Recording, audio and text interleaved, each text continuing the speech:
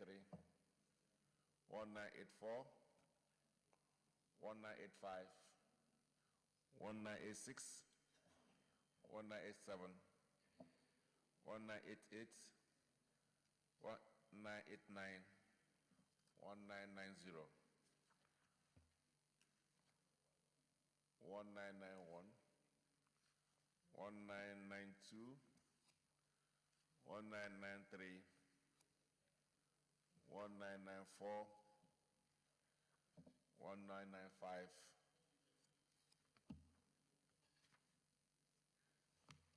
Senator Hunkwi.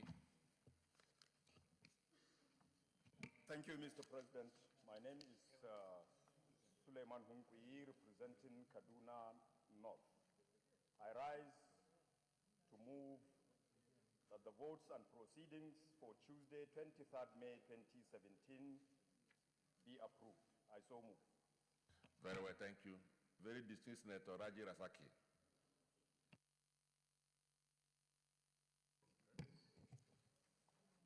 Thank you, Mr. President. My name is Senator Fatima Raji Rasaki. I rise to second that the votes and proceedings of Tuesday, 23rd May 2017 be approved. I so second. Very well, thank you. Very distinguished colleagues, those in support of the motion that the votes and proceedings of Tuesday, the 23rd day of May 2017 be now approved, say aye. Those against say nay, the ayes have it. The votes and proceedings of Tuesday, the 23rd of May 2017 is hereby approved.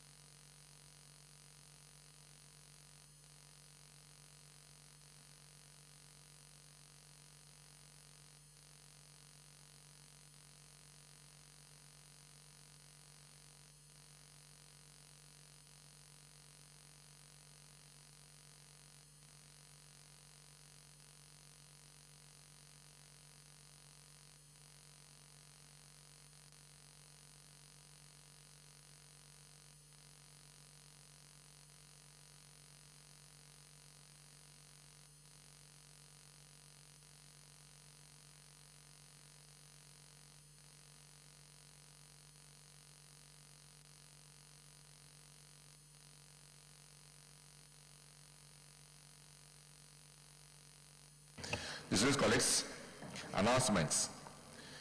Senators Buruji Kashamu and Clifford Odia celebrated their birthdays on Friday, 19th May. Also, Senator Yele Omogunwa had his birthday on Monday, the 22nd of this month. Today, the 24th, is the birthday of dear distinguished Senator Moro Habonwa and the ranking senator, Senator Magnus Abe. So on behalf of this Senate and all of us present and absent and our constituents, wish all of you God's protection and continued service to your fatherland. We are proud of all your accomplishments and we're happy to have you here. Our prayer is that you continue to live in good health and continue to serve this country with the best of your intentions. And that God prosper you in all your ways. Happy birthday to all of you. Further announcement. We have staff and students of Leeds British International School, Warimpa, Abuja. Also, staff and students of Great Heights Academy, Kano District, Abuja, from Kaduna District, and then staff and students of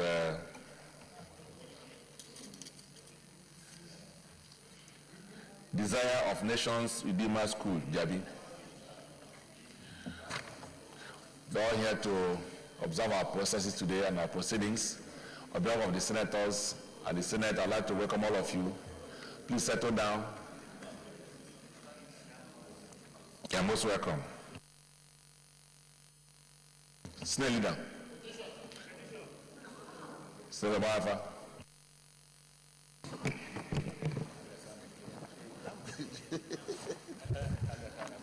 Thank you, Mr. President. My distinguished colleagues, Senator Kabiru Garba Marafasio and representatives of our Central.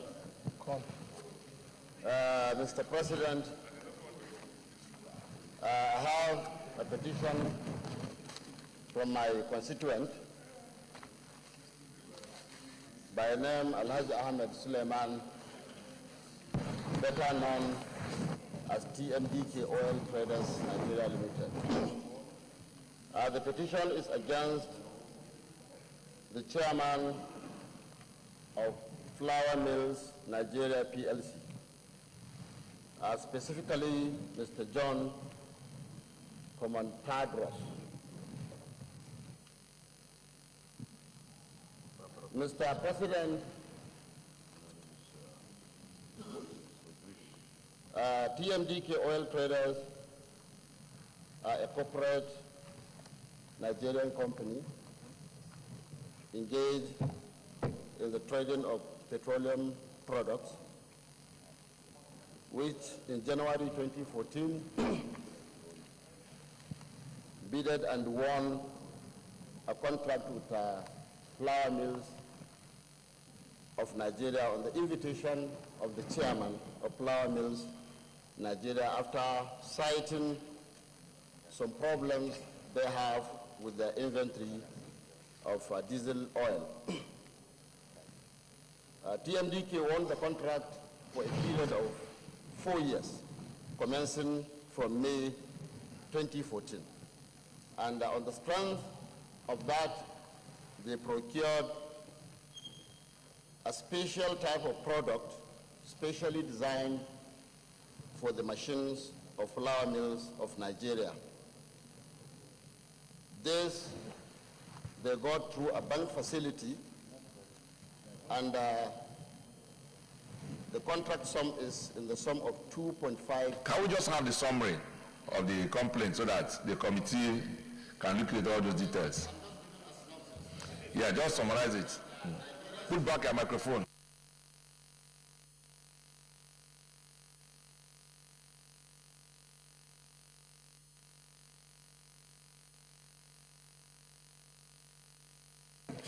After winning the contract in 2016, specifically June 2016, TMDK got a letter unilaterally terminating the 4 years contract that was signed and delivered to them.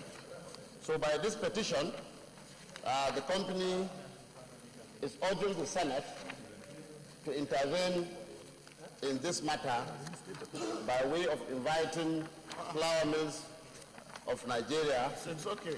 to... It's a family problem. Why is she highlighting this? Yes. Okay, can you read the report, the petition?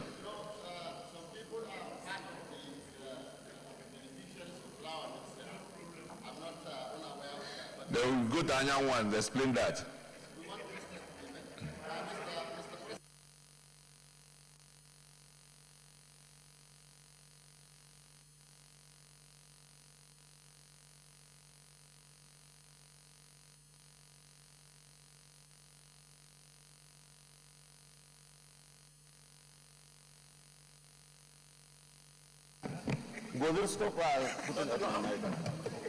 Yes, sir. With your permission, I know when the... Okay. Yes, sir.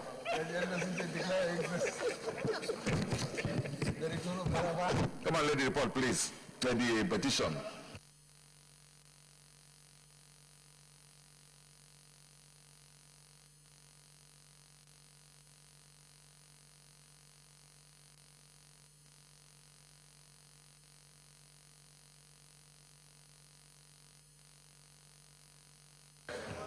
The petition is referred to the Senate Committee on Petitions and Ethics to report back in 2 weeks. Any other petition? All right, Amagege. Thank you, Mr. President. Senator Ovie Omo Agege, Delta Central Senatorial District. Mr. President, I have 3 petitions here from my constituents. Mr. President, the first one is a petition by the Ovreku Urobo community in Ethiopia's local government area of Delta State. The petition is dated April 28, 2017, and it is against Presco PLC. Mr. President, this petition is predicated on the persistent and lawless invasion, maiming, detention, and systemic extrajudicial killing of our people in Ovreku by soldiers at the behest of Presco PLC. Mr. President, my people have requested that the Senate do look into this by addressing it. Mr. President, the second petition is dated May 2nd, 2017. It is from my constituency, the people of Sapele local government area. It is being brought here through the Alliance, SMA, Bruno, and Co. in Sapele local government area of Delta State. Mr. President, this petition is against Benin Electricity Distribution Company. I have the floor, please. I seek your protection, Mr. President. Mr. President, this petition is on the widespread illegalities of the Benin Electricity Distribution Company, BEDC, in Sapele. Whereas, Mr. President, Ogoro, the power station in Sapele, supplies this nation so much electricity, Sapele itself has remained in darkness. Our people in Sapele have been staging peaceful protests on the plight. They wish the Senate to intervene, Mr. President. Mr. President, the last petition, that's the third one, is dated May 8, 2017, and this is brought by the petitioner, the Chevron Texaco Retirees Association from Delta State. The petition complains, Mr. President, about the impunity of Chevron Texaco in forcefully and prematurely retiring and dismissing 103 responsible staff without compensation. Mr. President, these constituents of mine are seeking the intervention of this Senate. With your indulgence, Mr. President, I'd like to lay claim before the Senate. Thank you. All right, I'm proceeding to lay the petitions, please. Order. Order.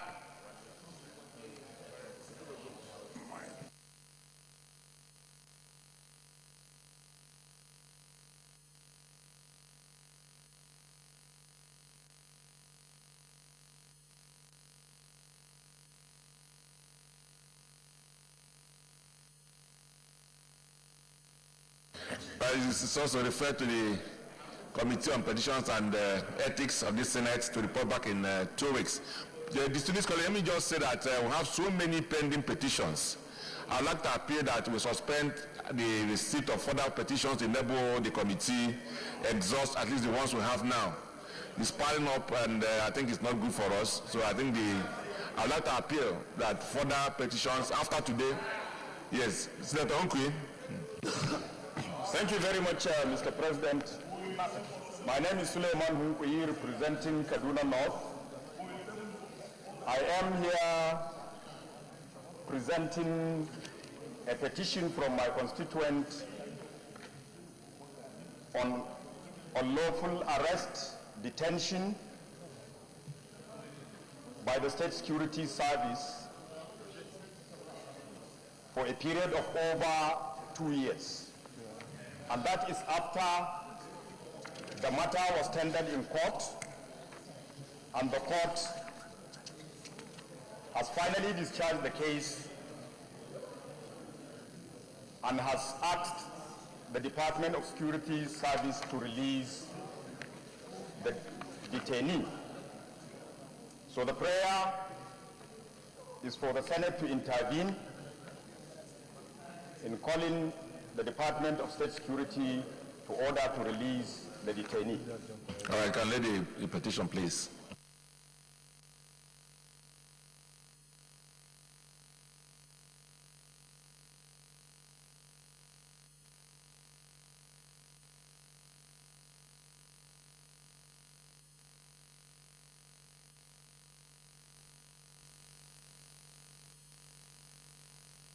All right, so I refer to the Committee on Ethics and Petitions to report back in 2 weeks. So please, I don't want to appeal again that we suspend the receipt of further petitions till further notice to enable the committee to exhaust, at least do justice to the ones that are already sent to them.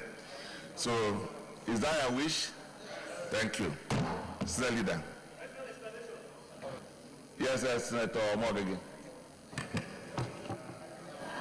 Thank you, Mr. President. Under which order are you coming? Order 43, Mr. President. Can you read, please? Thank you, Mr. President. Order 43, Mr. President. By the indulgence of the Senate and the leave of the President of the Senate, a senator may make a personal explanation, although there be no question before the Senate. But no controversial matter may be brought forward, nor may debate arise upon the explanation. The terms of the proposed statement shall be submitted in detail to the President of the Senate when his leave to make same is sought. Mr. President, recall I met with you this morning and I discussed this very matter with you.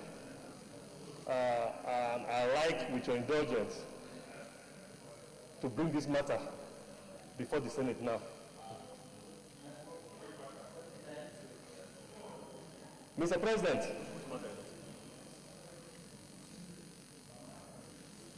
this matter is predicated on the need for urgent national security intervention to stop the gruesome killing of Urobos and other Nigerians in Delta Central Senatorial District and other parts of the nation by terrorist elements masquerading as headsmen in rural communities, forests, and farms.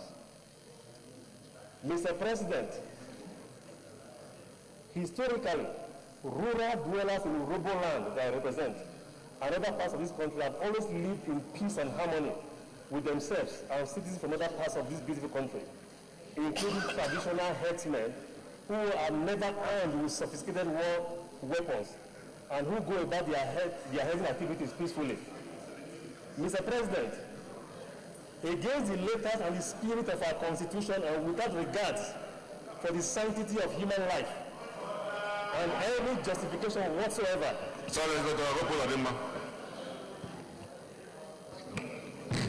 Mr. President, distinguished colleagues, Order 56-9. Order 56-9. When a senator is speaking, no senator may converse aloud or make any noise or disturbance to interrupt him. Mr. President, if you look at the immediate left, we can't even hear the submissions by my very distinguished Senator Omaghe. Please give us an enabling environment to proceed with the business of the day. All right, thank you, Senator Opuzodima. Order sustained. Distinguished colleagues, let's apply some decorum in our processes today, please. Go ahead, Senator Omaghe. Thank you, Mr. President.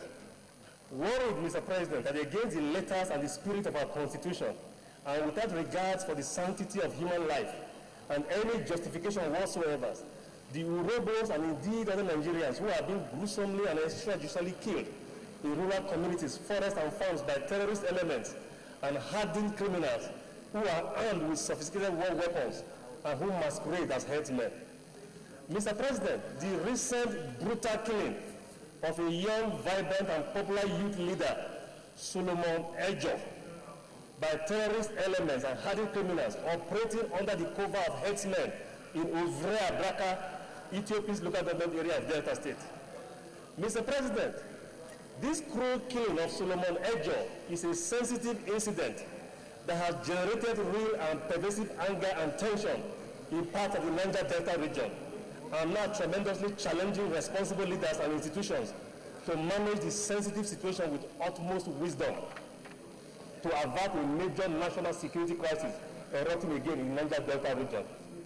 Mr. President, the horrific murder of Solomon Ejo in the farm community of Ovrea, Braka, and other such nameless killings in Uweru, Agadama, and other places across Urobo land and other parts of this nation, as often reported in the media, are provoking enormous anger and stoking fears of existential threats.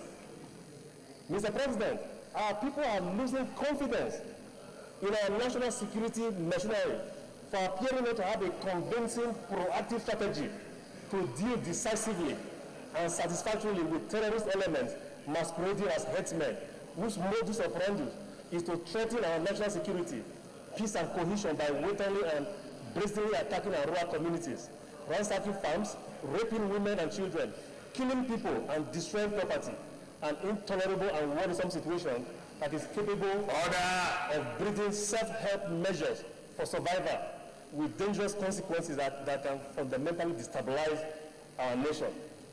Mr. President, there is a mismatch between the consistent oral assurances by our national security agencies, more particularly the Nigerian police force, of their capacity and readiness to deal decisively with and arrest internal national security threats, notably the brazen killing of our people by terrorist headsmen. Mr. President, the troubling inaction of constituted authorities to fairly arrest horrific trends of systemic extrajudicial killings have precipitated huge crises for nations and humanity in history with regrettable consequences. And history will not forgive our generation of leaders if, by complicit mute indifference, this great nation, Mr. President, unwittingly accepts the terrorist zero value for human life as our new norm. Mr. President, therefore, I plead with this Senate that as enshrined in Section 14, Subsection 2, Subparagraph B of the Constitution of the Federal Republic of Nigeria, 1990 as amended, on the fundamental objectives and directive principles of state policy, the primary purpose of government is and remains, Mr. President, the security and welfare of the people.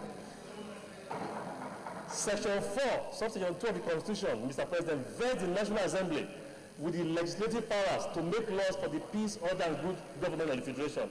And this Senate has a duty to ensure conformance with the provisions of the Constitution and laws made by the National Assembly. And the Senate, Mr. President, cannot watch idly when national security agencies fail to protect the lives and property of our citizens, as enumerated in and mandated by Constitution and laws enacted by the National Assembly. Mr. President, the Senate ought to resolve, one, that the Senate should direct the IG of police to, as a matter of urgent national security priority, arrest the killers of Mr. Solomon Ejo and all terrorist elements, hardened criminals and armed killers masquerading as headsmen in communities, forests, farms in Delta Central and across the nation, and bring them to justice according to law. And finally, Mr. President, I urge this Senate to constitute an ad hoc committee to investigate this case and indeed all cases of killings by terrorist elements who are masquerading as headsmen across Nigeria, and the response of all national security agencies to these matters. Thank you, Mr. President. All right, thank you. Well, distinguished colleagues, it came under about 43. It's not open to debate. We sympathize with our very distinguished colleagues over the death of one of his constituents. We send our condolences to the family, and as a Senate, we condemn any act of killing anywhere in this country. Human life is sacred, and as we did say, it is the primary responsibility of government to protect lives and properties. So we just call on government at all levels, both the local, state, and federal, to ensure that they live up to those responsibilities and then be able to perform the obligation to citizens of this country and residents of Nigeria, and ensuring that lives and properties are protected. So we expect the law enforcement agencies to do their work in this regard. Thank you. Mr. Leader. Mr. President and my distinguished colleague, the first business of the day is a motion standing in the name of distinguished Senator Dino Melai on the DISCO electricity consumers and burden of our billing. Mr. President, you may wish to recall that yesterday, Tuesday, the 23rd day of May 2017, the Senate, via Order 42.2 of our standing order, approved that this motion be moved to the next legislative day, which is today. Accordingly, you may wish to invite distinguished Senator Dino Malaya to move the motion. The Sheikh, Senator Dino Malaya.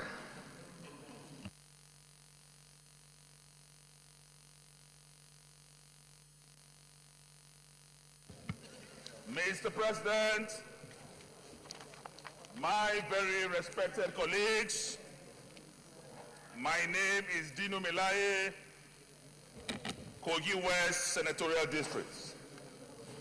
Mr. President, my colleagues, if you speak the truth, you die.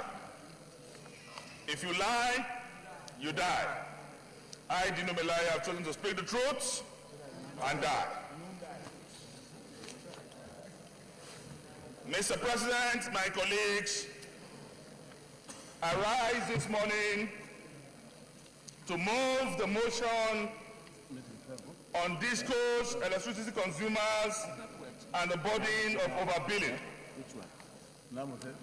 The Senate, worried over the astronomical rise in the electricity bill across the country.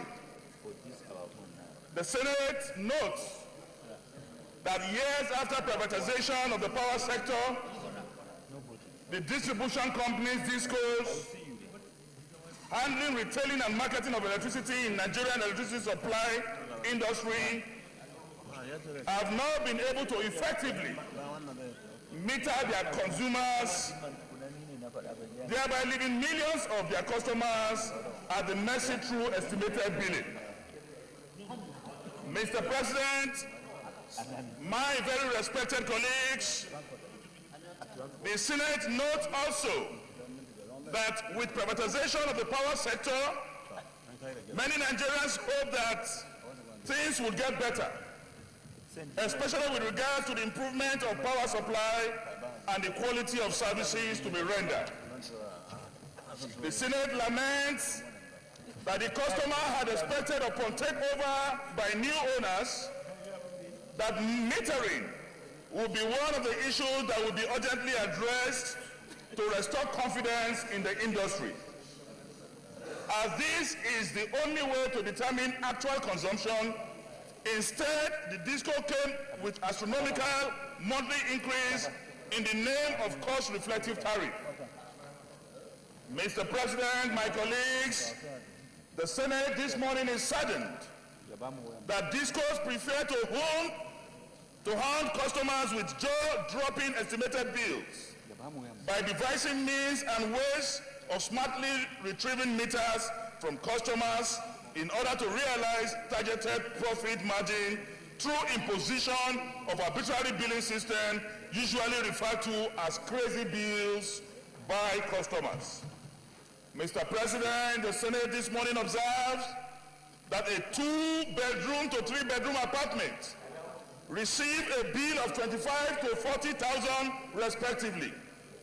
This will no doubt impact negatively on our fight against corruption, as a man on $18,000 monthly minimum wage with a bill of $25,000 monthly will do anything possible to settle his electricity bill.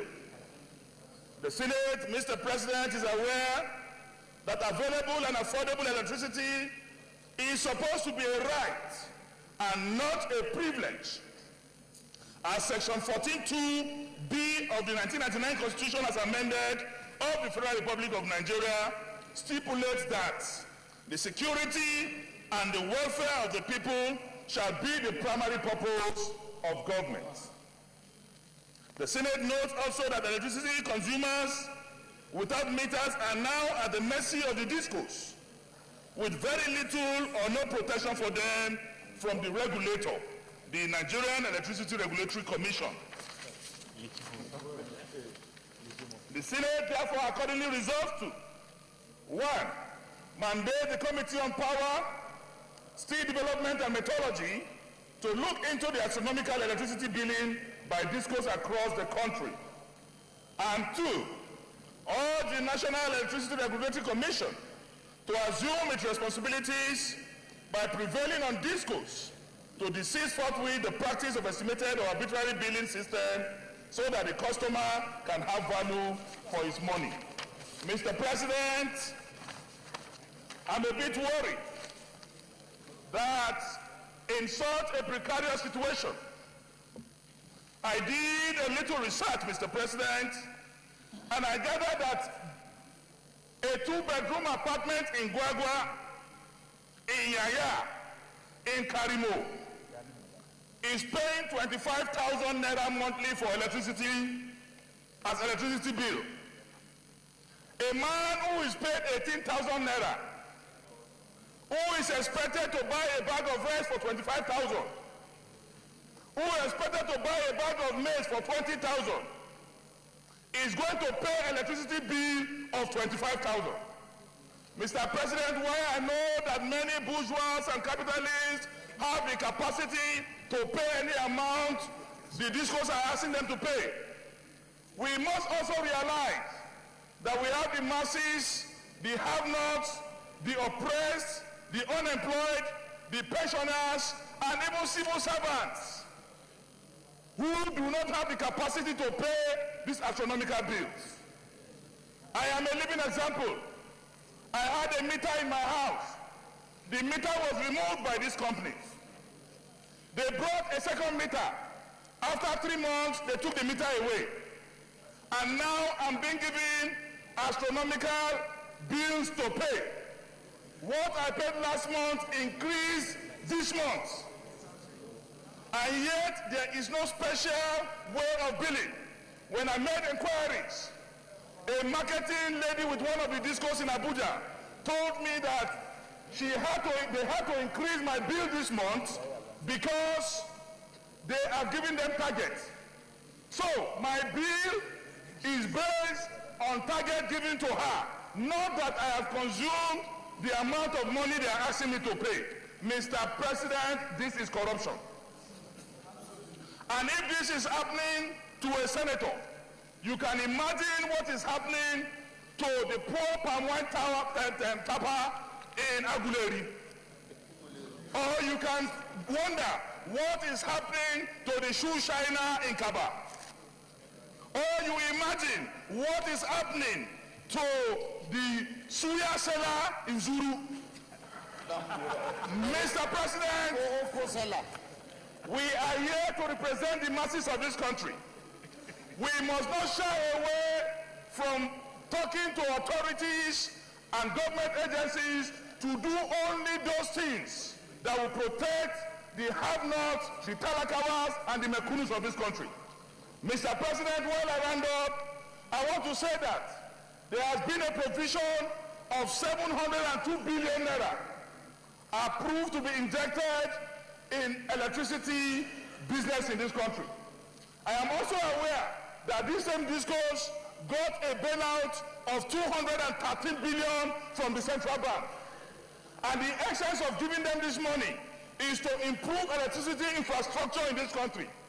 But since they got 213 billion, what improvements have they brought to electricity infrastructure development in Nigeria?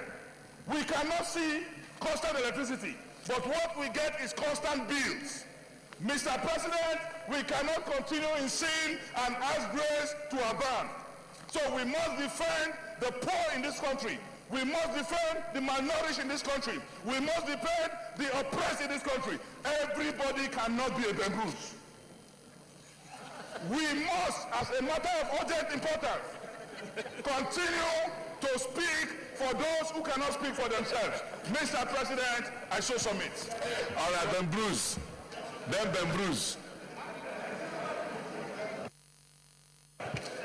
Mr. President, distinguished colleagues, my name is Ben Murray Bruce, representing Bayelsa East. I just walked in and my friend Dino Milai called my name. The problem, as chairman of privatization, I think I understand the problem we have with the power sector.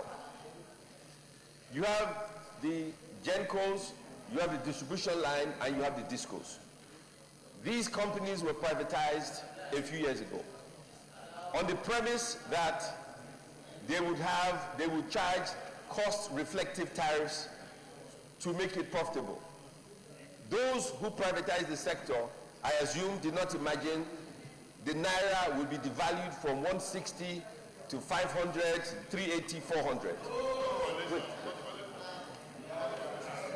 If my colleagues will let me finish, I can explain where the problem is. That is problem number one. Problem number two, those who invested in the business thought it was like the phone company where they will make a lot of money. I believe they only had enough money to pay the federal government and make the initial investment. They did not have the capacity to run a power sector company in a modern economy. That is problem number two. Problem number three, they also assumed that the government would subsidize it. So now they brought a bill of 1 trillion naira. They're now saying the federal government, again, this chamber is so noisy. Everybody be quiet. Be quiet. Chief Whip. Now, Mr. President, he called my name, so I have a right to respond to Dino. Now, they say we owe them 1 trillion naira. So this is a serious problem. The way the privatization process took place, the difficulties we have, Dino, Mr. President, there is no solution in sight. That is the reality. There is no solution in sight. They don't have the money to buy the meters. They don't have it. They have no money to pay for the meters. They are technically bankrupt. So, unless we revisit the entire privatization process, unless we understand and dissect what went wrong, nothing is going to happen. You will still get estimated billing. I'm not holding brief for anybody. We have a catastrophe on our hands. There will be no light in Nigeria under the current structure. Regardless of what we say or do today, there is no hope in sight. Unless we revisit the entire process and try to understand what went wrong or bring in new players with the capacity. The people in place right now do not, Dino, come back to your seat. You raised an issue and you're disrupting the Senate. Dino, you're disrupting the Senate President.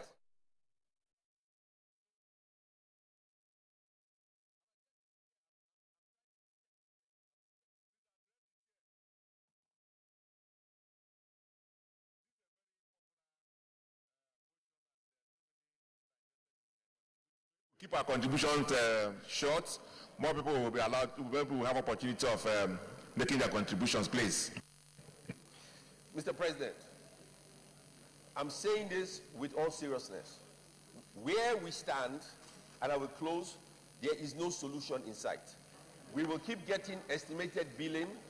For them to give us cost-reflective tariff, no Nigerian will be able to pay the bill. That is the reality. So I propose that in dealing with this issue that is affecting Dino, that we revisit the entire process again.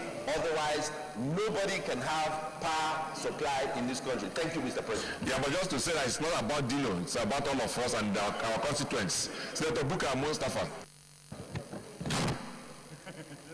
Thank you very much, Mr. President, distinguished colleagues. Senator Mr. Pabukar, representing Kaduna North. The topic this morning is very crucial, important, and also very worrying. I put on what Ben Bruce said. The problem we have is the inefficiency within the system, which we have actually so far not decided to address. I'll give you a small example. Nigeria has an installed capacity of 12,522 megawatts of power. We have non-available capacity of 5,300. We have non-operational capacity of 3,180. Meaning the amount that is actually available is just over 4,000 megawatts out of 12,500. We have a transmission loss of 228. We have distribution loss of 447 megawatts. At the end of the day, only 3,800 megawatts reaches the consumer. And we have commercial loss of more than 36%. We have also commercial loss of 6%. So what is actually being paid for out of the 3,000 plus is only 1,800 megawatts. And this is where all these inefficiencies are collected. So unless and until we decide to look at these inefficiencies within the value chain there is no way we can have better electricity generation, distribution, and also billing system within this country. So I agree that the privatization that has actually, the model that we have used has not worked. Any other talk on television or any show will not work unless and until this inefficiency is looked at. If we have capacity to generate 12,500 megawatts, but we can only get less than 4,000, that is more than 75% of the capacity is not utilized. It means we are sitting on an emergency. And we must look at the entire situation as an emergency. Something has to be done drastically to address these problems. The value chain is weakest at the discos because they are the ones who collect the money. And you never know how much money is being collected because they have failed to install the meters that are needed. We need millions of meters. On Monday we visited a meter testing facility because each meter has to be tested. But there is no capacity to test hundreds or thousands or millions of meters in Nigeria. We don't have that capacity. The disco are supposed to provide the meters. They don't have the money, like he said, and they don't have the technical capacity to provide these meters. So it means we have to revisit this as urgently as possible. Thank you very much. Sir Nazif Mohammed. Thank you, Mr. President. My highly respected colleagues, my name is Senator Suleiman Nazif, and I represent Bauchi North.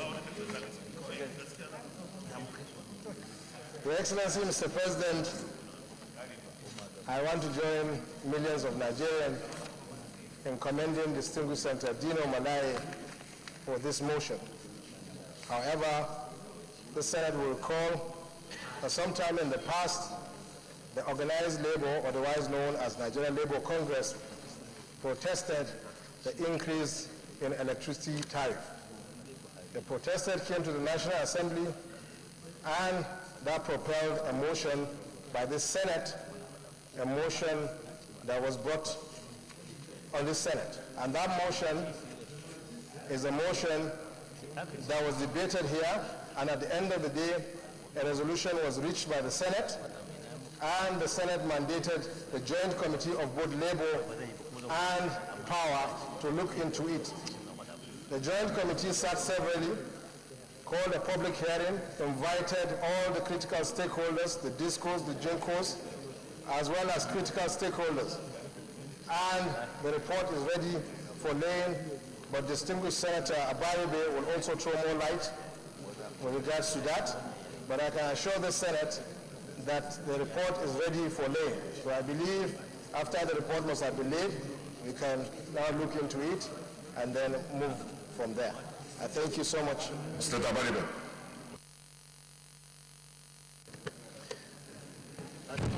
Thank you, Mr. President.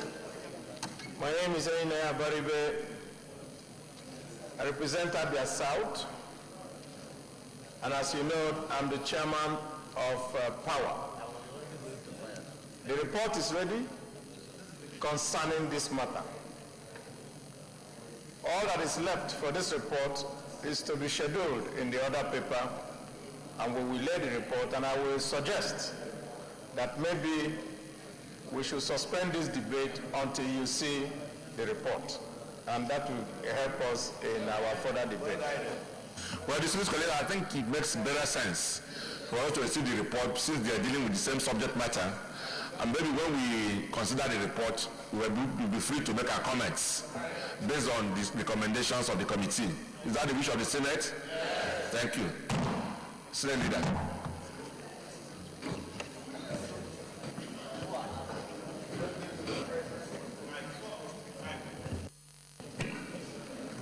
Mr. President and my distinguished colleague, the second order of the day is the presentation and consideration of the report of the Committee on Custom and Excise on the Nigerian Customs Service Management Act, repeal and enactment bill 2017. Distinguished senators will record that the report of the committee was laid on the 24th day of January. Order!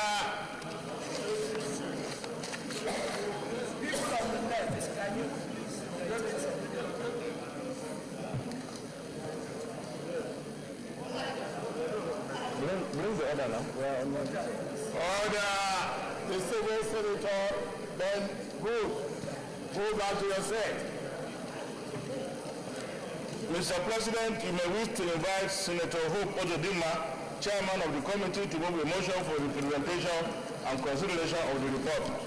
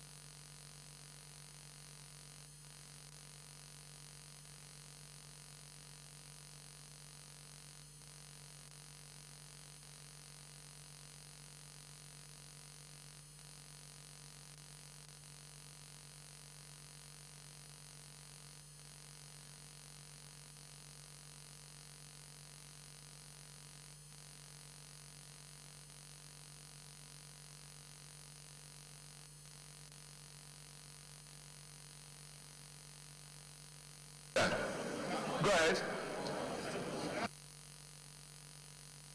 I have asked the chair to invite the single Senator Hope Ozodinma to present the report, sir.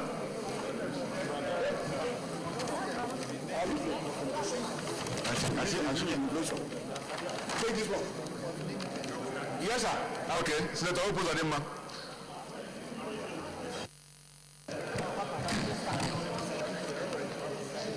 Thank you, Mr. President. Distinguished colleagues,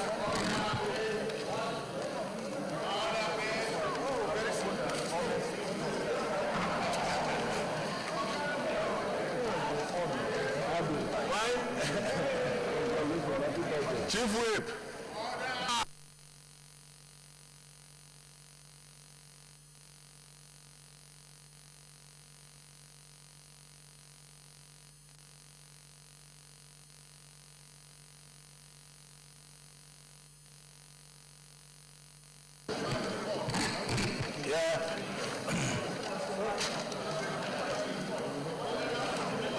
maybe I should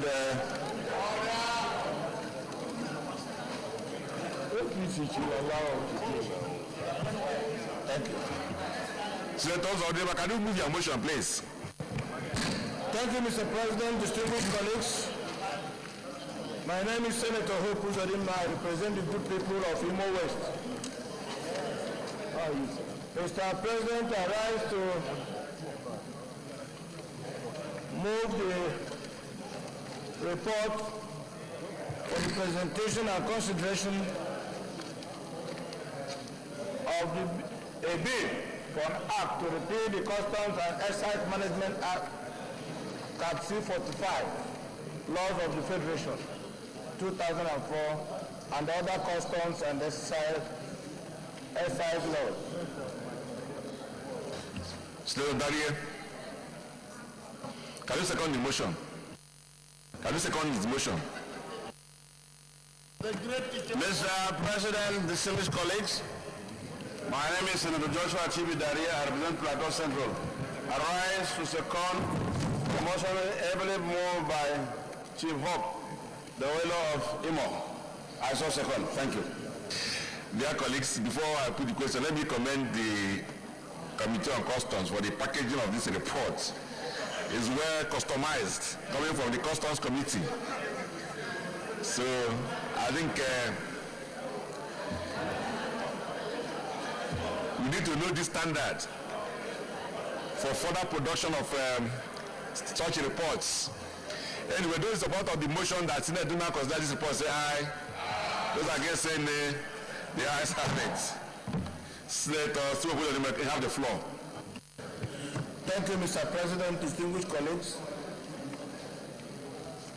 The Senate, at its sitting on Wednesday night, November 2016, read for the second time a bill for an act to repeal the Customs and Excise Management Act, Cap C-45, Laws of the Federation, 2004, and other customs and excise laws. Mr. President, distinguished colleagues, if you look at the compilation of all the laws that we are repealing, because of the 1, 2, 3, 4, 5. We compile them in a separate document, all the extant laws that are being repealed.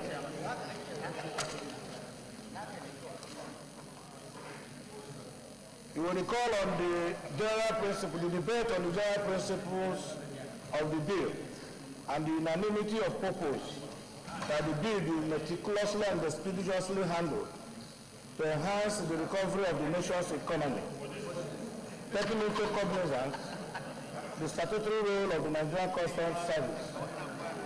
The passage of this bill will ensure the ease of carrying out business in Nigeria and improve the revenue profile of government.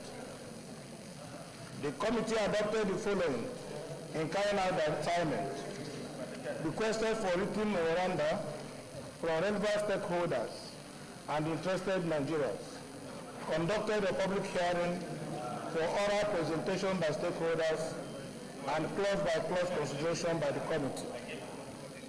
The committee conducted a public hearing on Monday, 5th December 2016, with an impressive attendance of the relevant stakeholders, which include Federal Ministry of Finance, Chairman Revenue Mobilization, Allocation and Fiscal Commission, Nigerian Customs Service, Ministry of Justice, Ministry of Trade and Investment, Central Bank of Nigeria, organized private sector, and non-governmental organizations, among others. The committee studied the customs operations in developed economies, such as the United Kingdom, the United States of America, China, India, and the emerging economies like Singapore, Malaysia, Indonesia, Ghana, Egypt, and South Africa. The committee, having meticulously considered the bill, recommended, in consonance with the emerging global trends, for Clause 7 to be changed from the Board of Customs Service to Customs Service Commission to facilitate the management of the service. The committee introduced the use of mandatory pre-shipment for post-shipment inspection in Clause 42, as is done in other crimes, and brings the Act to conform with existing laws of the country. The committee recommended the deletion in its entirety of Clause 101A and B, 102A and B, 108, 109, 110, 111, 112, because of the need to insulate the system from abuses. It is instructive to note that out of a total of 287 clauses in the bill, only 6 clauses are recommended for deletion. Thus, 98% of the original clauses, with few modifications, were largely retained. The Nigerian Customs Service Bill 2017 seeks to repeal the Customs and SI Management Act Cap C45 laws of the Federation of Nigeria 2004 and other customs and SI laws. Establish the Nigerian Customs Service reform, the Customs Service, reform the administration and management of customs and SIs in Nigeria.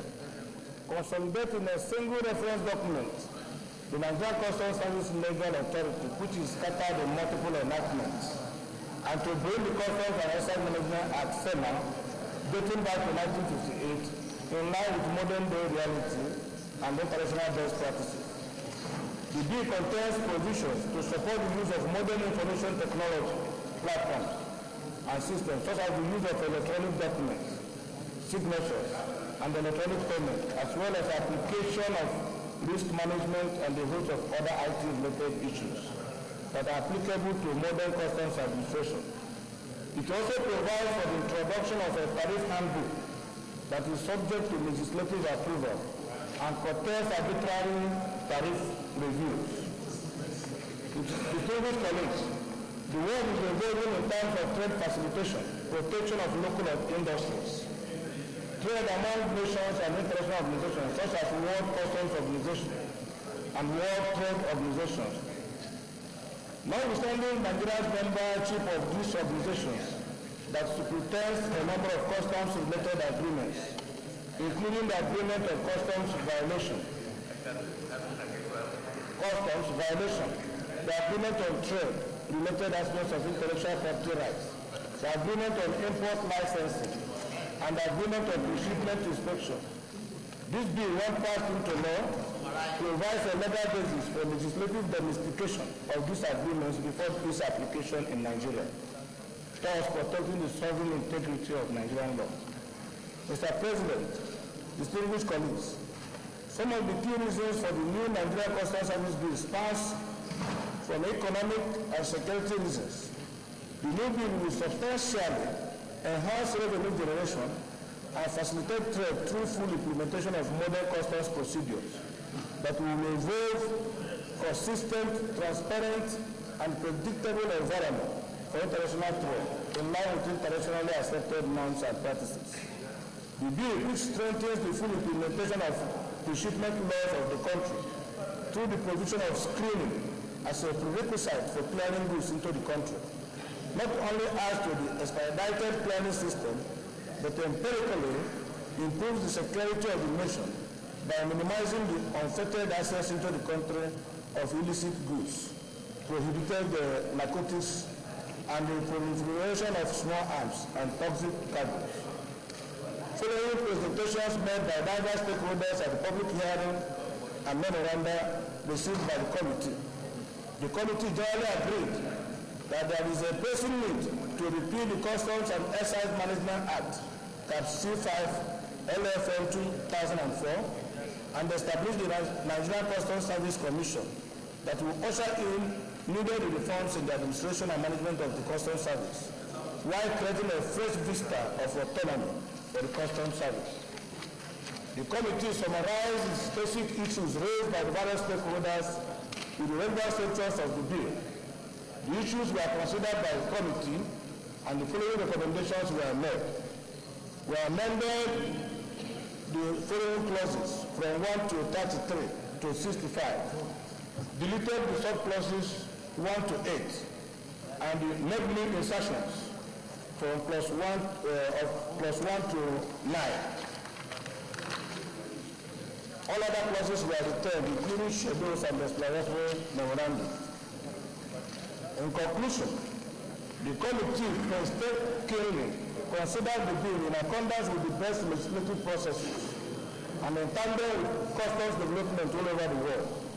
It is expedient to restate that the Customs Service has been operating under obsolete laws, which led to huge revenue losses to government. The committee wishes to thank the Senate President and our distinguished colleagues for the opportunity to serve in this capacity and strongly recommend the passage of this bill into law. We hereby submit. Thank you, Mr. President. All right, thank you, Senate Leader.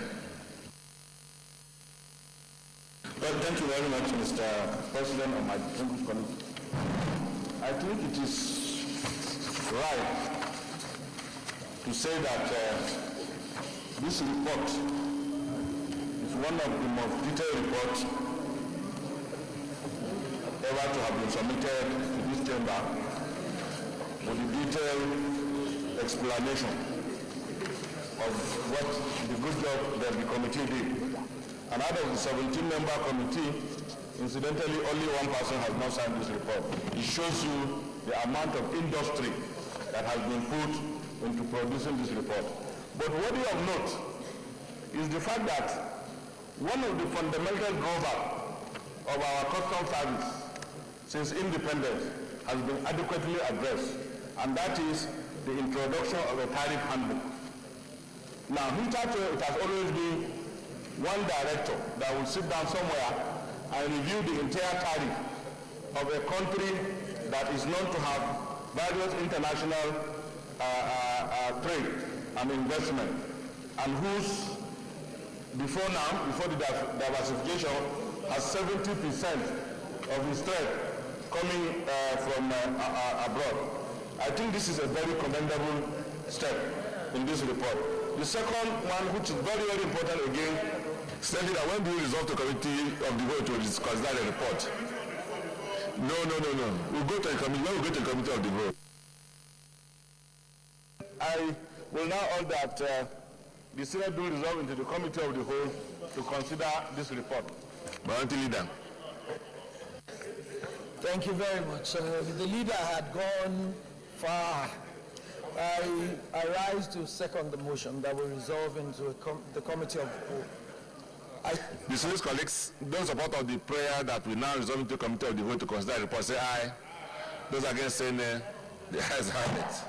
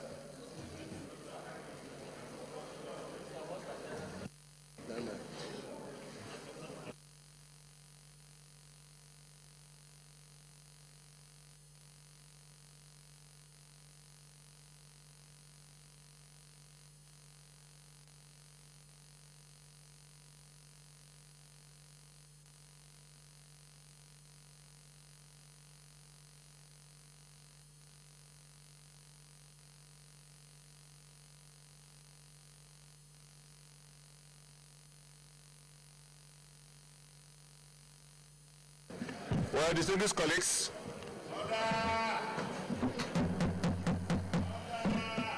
this is a very, very important report. We are going to take our time to consider this report. So I'd like to call on distinguished senators to show special interest in the consideration of this bill. We want this bill to be well considered. Even if it is the only thing we are able to achieve today, I'm sure we would have done a lot for our country. So I therefore want to appeal that we take our time to look at all the clauses as we progress and then make our contributions, seek amendments if any, and then we're able to take it from there. Now, any comment before we go into the clause by clause consideration? Yes, State Leader. Thank you very much, Mr. President, and my distinguished colleagues. Senator Misao, I just want to draw the attention of my colleagues again to a wonderful provision in this report, and that is that the new bill substantially aims to enhance revenue generation and facilitate trade through full implementation of modern custom procedures that will involve consistent, transparent, and predictable. That is very, very important. Predictable environment for international trade in line with internationally accepted norms and practice. On the whole, I think I must commend this committee for a job well done. And I urge my colleagues that this is a very, very important bill, and that we must dedicate ourselves into doing justice to the various provisions that have been recommended by the committee. Thank you very much, sir.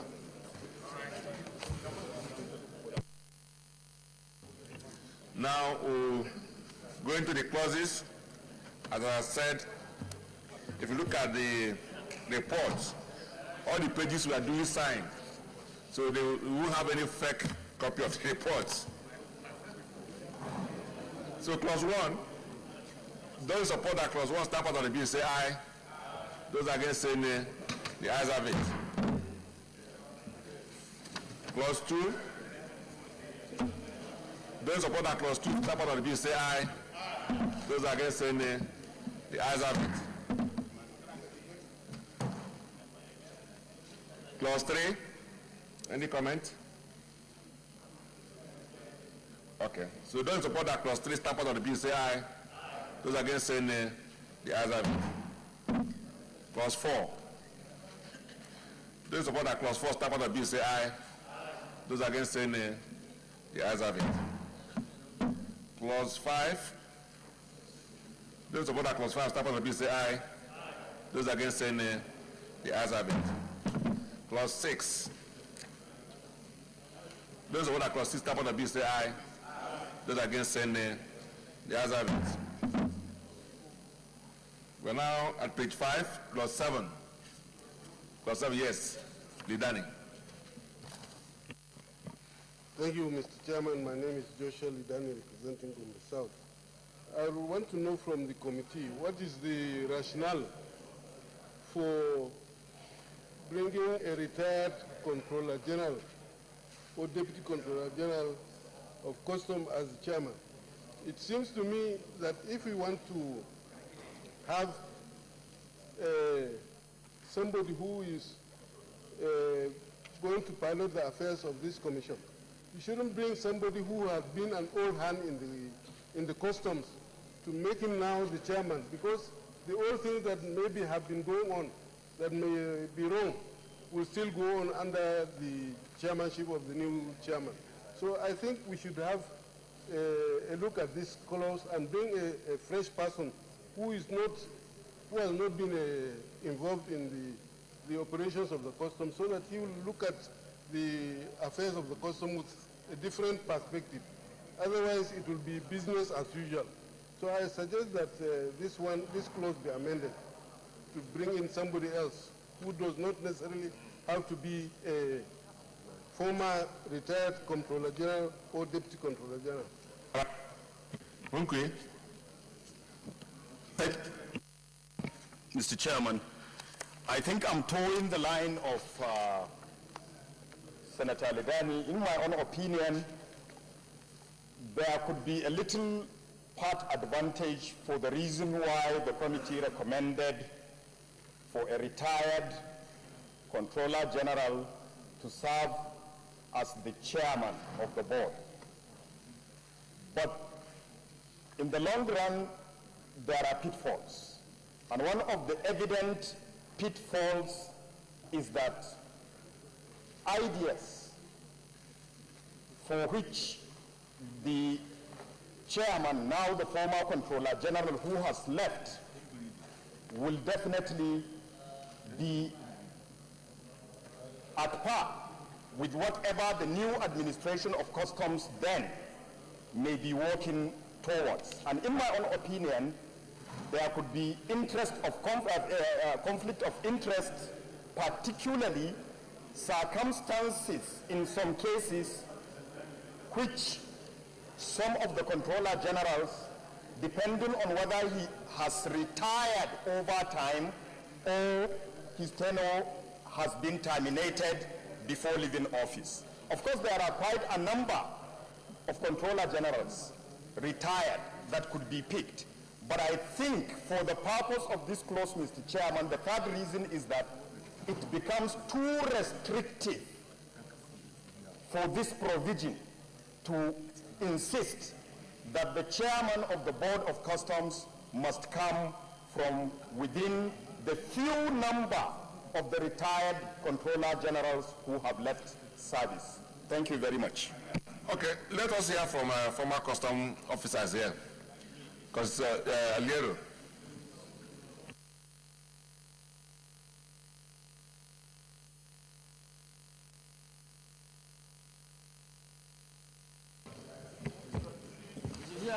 Thank you, Mr. President. I remain Mohammed Adamaleru, representing Kebbi Central. Mr. President, the chairman of the board of Customs Service should not be a retired Controller General. It should be a retired civil servant who has reached the rank of permanent secretary, because that is the equivalence of what we have in the Civil Service Commission. He is more or less going to be in charge of recruitment, promotion, and discipline of custom officers. So allowing the retired Controller General is too restrictive, as my colleague said. So I think we should expunge that section and substitute it with the retired permanent secretary. Thank you. No, retired civil servant.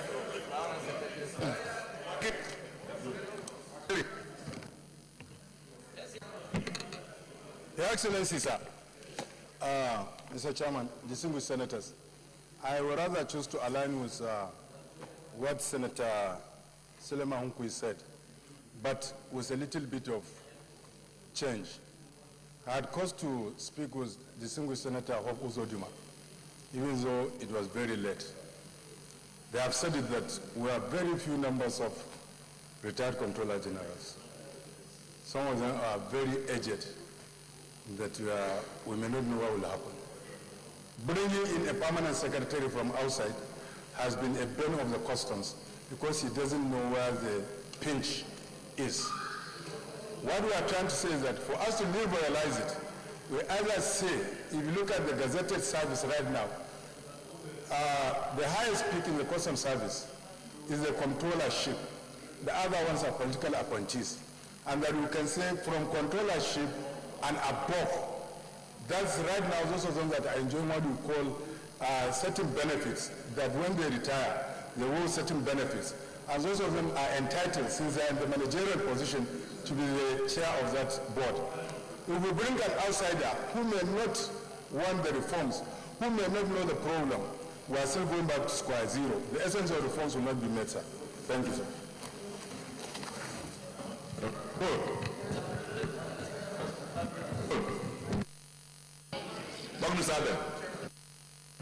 Sir, I think I just want to agree and disagree with everybody that has spoken. The purpose of a board is to bring in outsiders to oversee what those inside are doing, so that you have fresh ideas, new way of looking at things, and a different approach to what is happening inside.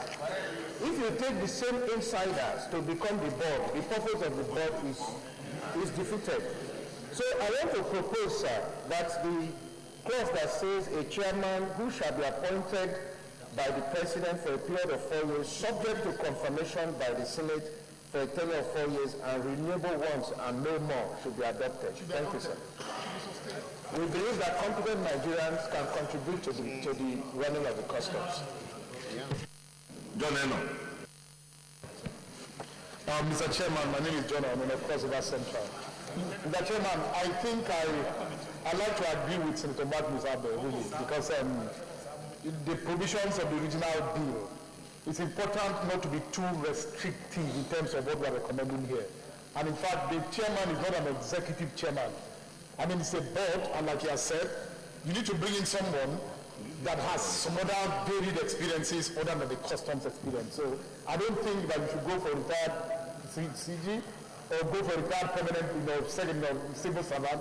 I think that the president will allow the wide room to make an appointment for a chairman, especially since it's subjected to the approval of the Senate. So I think that we should sustain the original provision in this bill. Senator Uzodinma, you've listened to the proposed amendment. Before I put the question on the amendment, do you have any problem with it? Mr. Chairman, I don't have a problem, but let me also tell you what the role of the Service Commission is. They are concerned with the business of transfers and training of senior officers, transfer of senior officers. And we consider the issue of experience and the technicalities of the service. It is a highly technical service. We think at the rank of retired Controller General and Deputy Controller General, you have come of age, you are now a very statesman that must be patriotic. So not only that the job involves training and posting of civil service, just like the Police Service Commission. We have never had where they take somebody from outside to appoint chairman of Police Service Commission. So because they are dealing with the training and day-to-day management of the Customs Service, and the operating technique of the Customs Service is what is acquired over a period of years through trainings. So bringing somebody who is going to be, like what we are witnessing in the Customs Service now, is as a result of the man who came from outside has to settle down to learn the job first, before then business can start. So these are the things we consider. That if in the opinion of the Senate, they think otherwise, we are open to it. But let me just correct the impression regarding the Police Service Commission. I think it's only two chairmen of the Police Service Commission who are retired police officers. They've always had civilians as chairperson of the Police Service Commission. Only two had been retired police IGs. So let me put the question. So the amendment is to the effect that the requirement for retired controller General of Customs as chairman be removed, isn't it? Yes. Okay. So those in support of this amendment say aye. Those against say nay. The ayes have it. So we now put the question for clause 7. Those in support of clause 7 start of the bill say aye. Those against say nay. As amended, say aye. Those against say nay. Yeah, the ayes have it. Clause 8.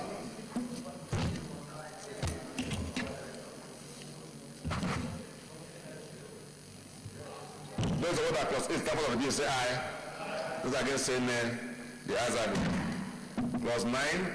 Those support that clause 9 start of the bill say aye. Those against say nay. The ayes have it. Clause 10. Those support that clause 10 start of the bill say aye. Those against say nay. The ayes have it. Clause 11. Those support that clause 11 start of the bill say aye. Those against say nay. The ayes have it. Clause 12. Those support that clause 12 start of the bill say aye. Those against say nay. The ayes have it. Clause 13. Page 9. Clause what? 12? Yeah. Sorry, Mr. Chairman, clause 12, I think it's a repetition of clause 6, because clause 6 provides for the same limitation of actions against the customs service.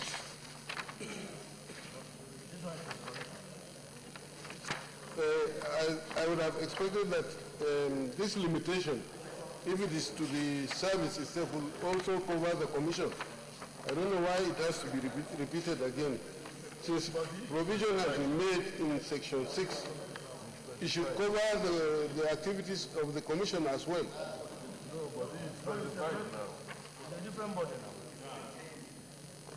This is the service itself. There is limitation against the service. The commission is not a body corporate, it's the service that is body corporate. So you cannot sue the board or the commission. It's the custom service that you sue. Thank you. State leader. Yes, go ahead. I think there is a sharp distinction between the service itself and then the board. And what clause 6 is trying to do is to offer limitation of action to the service, that is the customs service. While clause 12 is offering limitation to the board of the to be constituted for the service. So they are distinct and distinguishable. Let's settle this one first. Okay, so Ledani, I think probably the problem was part of the drafting. What they would have done in the first place was to combine the two in any of the clauses, but since it's separated, I think let's leave it this way. It's better to err on this part of the surplusage. Okay. So, clause 11. Mr. Chairman, John Onono, Cross River Central. Clause 11. I really want to understand why we are replacing the minister with the president. I mean, is it just for the sake of changing it from board to commission? I mean, really, what's the wisdom in that? In clause 11, is ordinarily the minister that is going to be given the directives without, but we change it to the president. I really need to understand, Yeah, during the investigation on the revenue leakages, we found out that all the ministers that came left the job with a director in the ministry, and a lot of policy inconsistencies and waivers. Government lost a lot of money. So we think that anything that has cost implication, usually very huge, should get up to the president. That's what the committee considered. Marafa. Thank you, sir. Sorry, I will also take us the argument is almost the same with that of Senator John. Number 10, sir. I don't know also why we are replacing B. It says any customs officer that the board may subject to such conditions as it may think fit delegate any of its powers under this Act to B. Any customs officer not below the rank of Deputy Comptroller General. We are now replacing it to any customs officer. To me, this will give rise to abuse. You know, it is too arbitrary when you say any custom officer. So what it means is he can pick just anybody and, any rank. So I think the two are almost the same because when we are replacing the minister, now the problem is what we are having today, where somebody, because of whatever privilege he or she has, will just say he would not report to the minister or he will not do this. Whereas the board is under a minister, and it doesn't matter who you are, where you come from, what you have attained. What the law says is you are under a minister, and you must be, you must report to a minister. So a situation whereby somebody would say, because he is this big or that big, wants to do this or that, says he cannot report to the minister, I think what we are doing here, to me, just supporting what John said, is like supporting what is happening today. And I think it is not justifiable, and nobody is above the law, and people should learn to live within the confines of the law.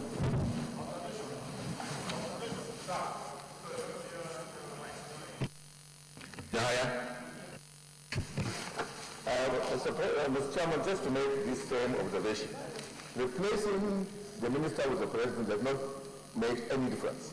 Because even if the president is to make those directives, he's going to come through the minister. So why do you have to do this? And if the minister is going to affect it, it has to go through the public service, the civil service. The minister will delegate it to the permanent secretary, and the permanent secretary will delegate it to the director.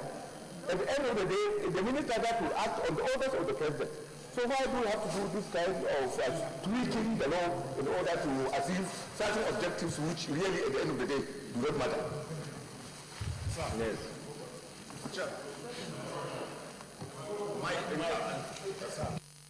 So is this your view or refer to the minister? Okay. Those in support of the amendment say aye. Or what? Yeah? No, let's finish with 1 now. Let's finish with 11. We'll come to that. Eh? Let's finish with 11. 11 is the issue of the minister and the president. So the senators on 11. Okay.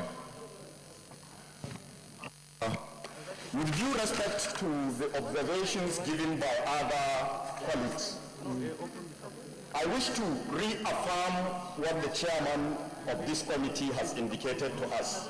By virtue, like Senator Abubakar has indicated, by virtue of the natural provisions of our constitution, the minister is representing the action of Mr. President. There is no doubt about that. But like he told us, this particular clause is trying to cure a trend, a bad situation that has existed for years, and that is without recourse to the approval of Mr. President, issues of waivers come under scrutiny directly here, and it is one of those crucial issues. And under situations like this, if there is no direct approval on issues like this from Mr. President, certainly, definitely, the fear by the committee is that at the end of the day, ministers do divulge their powers to desk officers, levels of directors sometimes. We have seen it, and that is, in my own opinion, what the committee is setting out to cure, particularly on this particular item. You say we've had enough of this. Let's put the question. The issue is those who want that they replace the president with the minister. That we replace the president with the minister in clause 11. Say aye. Those against say nay. The ayes have it. Then, yes, there should be ministers. Yes. Then 10, yes, let our hope at the Please, is a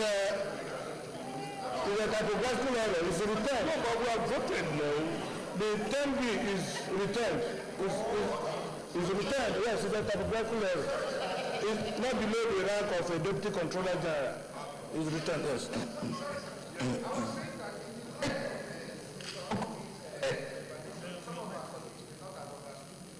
have gone now.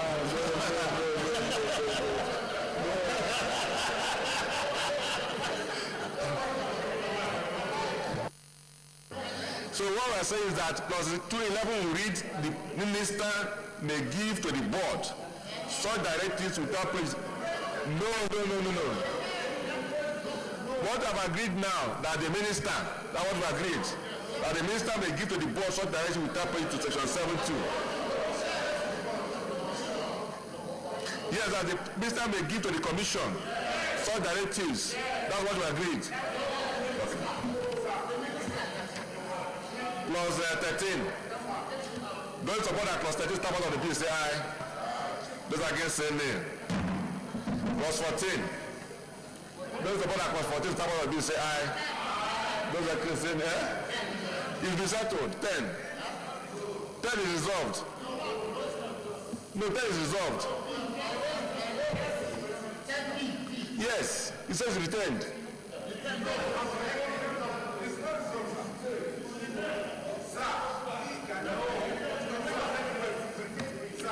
Yes, Wakili.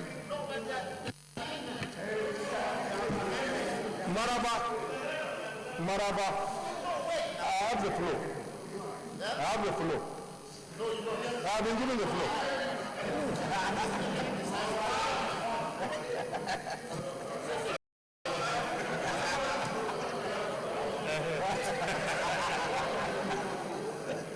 Distinguished colleagues, sir, it's very unfortunate that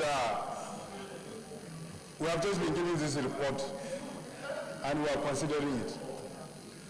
Outside the report and laws of the Federation Cap 45/2004, we are supposed to have Cap 100, laws of the Federation 2004, that is trying to repeal the existing Board of Customs.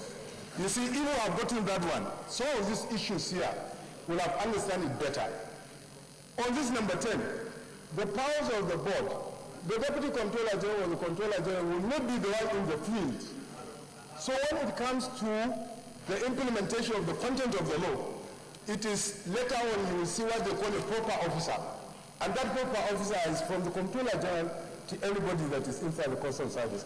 When you remove it here and leave it only to a Deputy Controller General or Controller General, you are restricting the fact that if anybody tries to enter into a warehouse or to stop you or accost you, you will say he doesn't have that delegated function.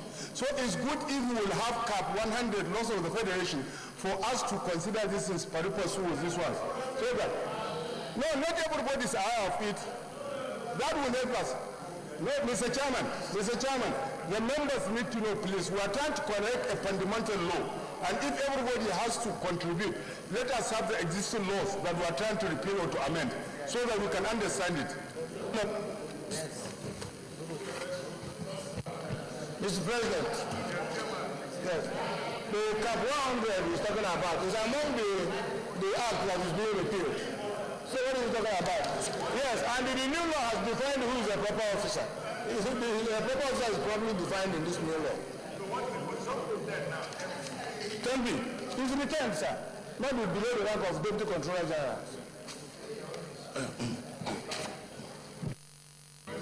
So let's go back to 10. So 10B will now read any custom officer not below the rank of Deputy Controller General as recommended clause, right? So those in support of clause 10 as amended, because it's not amended, say aye. Those against say nay. The ayes have it. Now we'll go to 14. 14, yes. We've done 13. You want? I think I noticed there is a repetition of this board, whereas board is no longer in place in this bill. So I think wherever board occurs, it should be commission. So, yes. Okay. Well, the Secretary, please take note. The issue of replacement of the board with commission, we apply mutatis mutandis. All right. Clause 14. Those supporting clause 14, type out of the bill say aye. Those against say nay. The ayes have it. Clause 15. Yes, clause 15, Griffin. Thank you very much, Mr. Chairman, my distinguished colleagues. My name is Senator Mary Brown, representing Katrina Center. And clause 15, Mr. Chairman, sir, be attested officer, not the salary to level 15.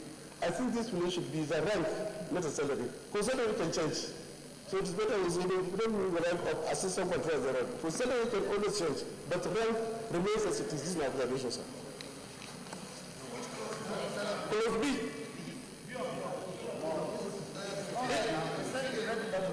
Yeah, the salary can change, but the rank will never change. No, it's right. It's a permanent. Yeah, but the grade level can change. Salary can change, but grade level will not change. This is our list. B. Any other problem is written there? Okay. Those, I'll put the question anyway. Those about that clause 15, top of the bill say aye. Those against say nay. The ayes have it. 16. Those about that clause 16, top of the bill say aye. Those against say nay. The ayes have it. 17. Yes, 17.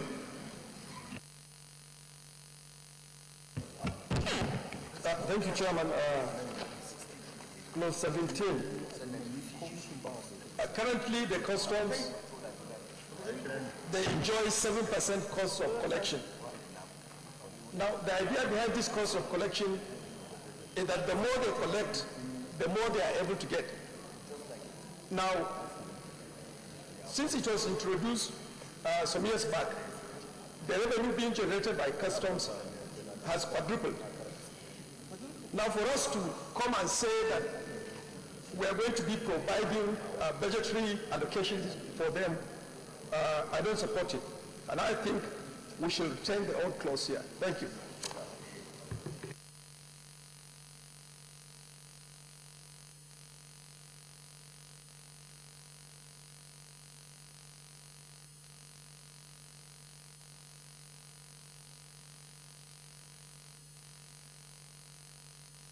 Yes,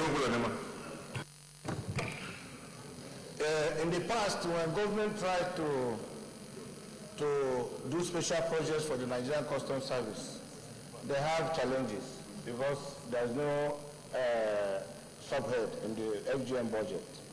If you look at what we did, we reduced 7% cost and freight to now be 2.5% FOB. And that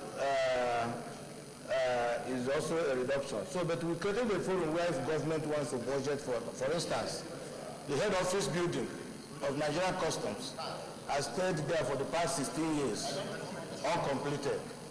And they continue to rely on this, their cost of collection. After salary and all the rest of West Beach, they don't have money. So we think we should leave this, since it is a discretionary issue, in order to create a situation where it will be impossible for government to do budgetary intervention for Nigerian Customs. So, but if, and really they made a strong case, the Customs themselves made a strong case for this. So, but if the Senate thinks otherwise, we are open. Thank you.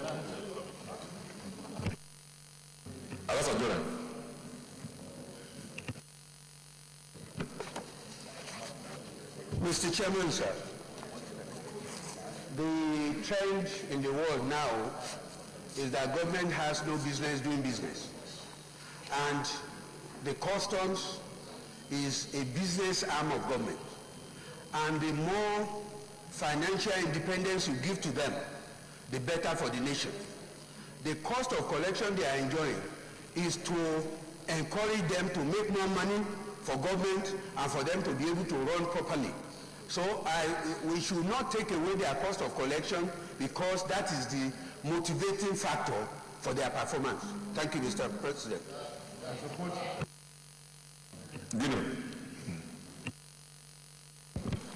Mr. Chairman, my colleagues, I want to commend the good efforts of Senator Hope Uzodimma, but I'm a bit worried that you have A 1% of the free on board value of imports. I'm worried why the increase to 2.5% from 1%, and why will the importers bear the burden of the increase?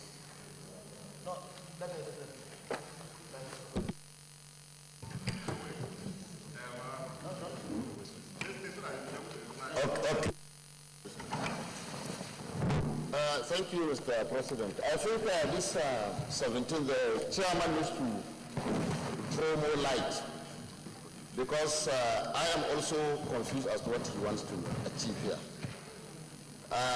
Is he saying that the customs service now will enjoy 2.5% of free on board, enjoy annual supplementary budgetary provision, enjoy 7% Port of Development levy, enjoy 4% of NPA, enjoy 2% of LCS, Shippers Council 0.5%, CRFF. I want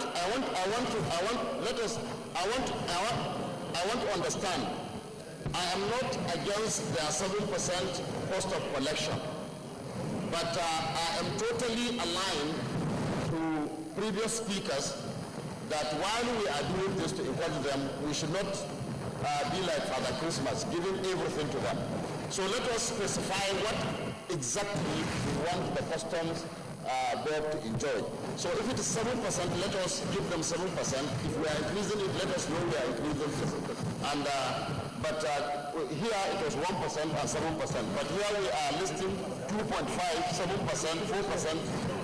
Yes, it's too much. 2%. Yes, just 2% for that.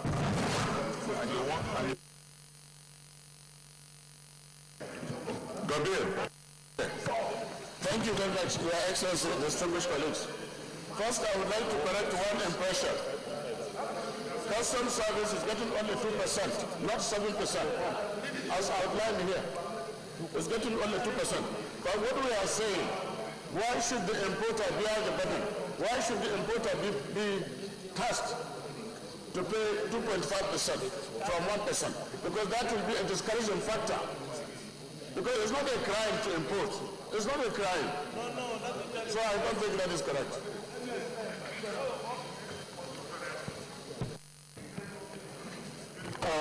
Mr. Chairman, John Owen of course, River Central. Mr. Chairman, this provision dealing with the funding for the customs is actually very, very important. And I think that in addition to other issues that have been raised, I'd like to also understand whether the new provision as recommended by the committee, does it get the customs service more money, or does it, reduce what is accruable to the customs? I say this because even the present 7%, occasionally the customs have had to cry for additional support in terms of intervention to fund a lot of things that they do. So if you look at what they have recommended, like, has been indicated by Senator Gobil, the only place that 7% appears is on 1E. And even that 7%, the customs share there is 2%. So what has the committee sought to do by the various recommendations between A and E? Vis-a-vis the present status on funding for the Nigerian customs. It's very, very important that we get clarified. Sabo. Thank you, Chairman. Let me make a small clarification. 7% cost of collection by the customs is separate. 7% port development charges, it's shared between the customs and NPA and other agencies, of which the customs only got 2% of that. Now, so far the customs are enjoying 7% cost of collection, which is fine. They are not complaining about it. In addition to that, there is the 1% CIF value of imported goods. Now, this 1% is not put in the federation account. It's put in the CIS account. separately.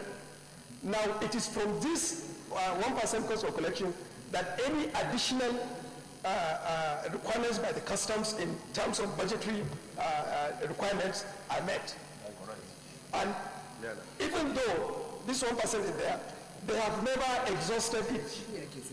So why are we going to add to make it 2.5%? It doesn't make any sense. My suggestion, Mr. Chairman, is to leave this clause as it is. 7% cost of collection goes to the customs. The 1% is there. If there is any need to augment this 7%, it can be done by the committee.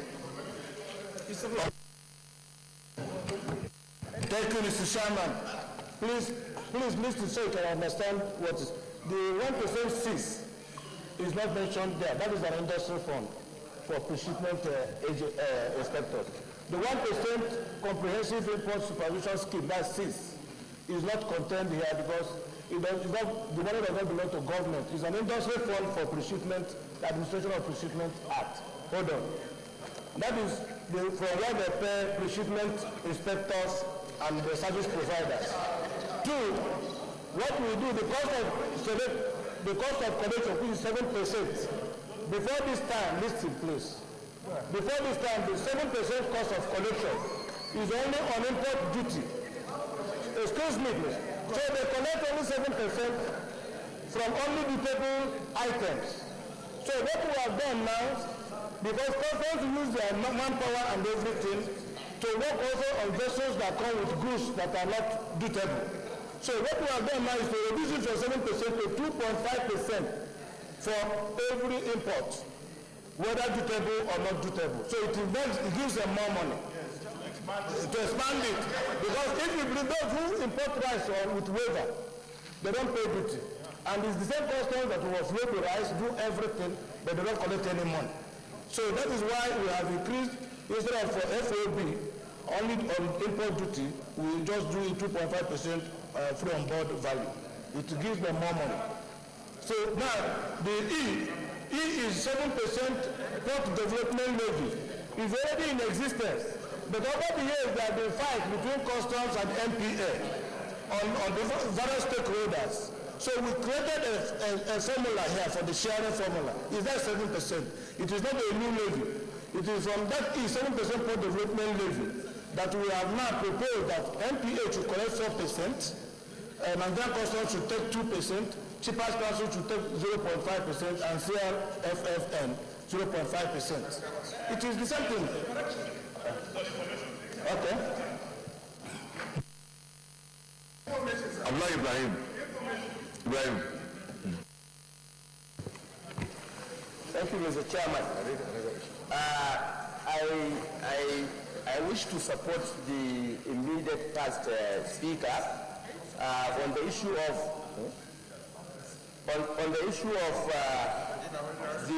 the percentages, the charges under clause 17. The amendment seeks to increase the charges from 8%, because there was 1% and 7%. Then in the amendment, we have 2.5% and another 7%, which makes it 9.5%. No, under the amendment, section A of 17A, you have 2.5%. No, we have 2.5%.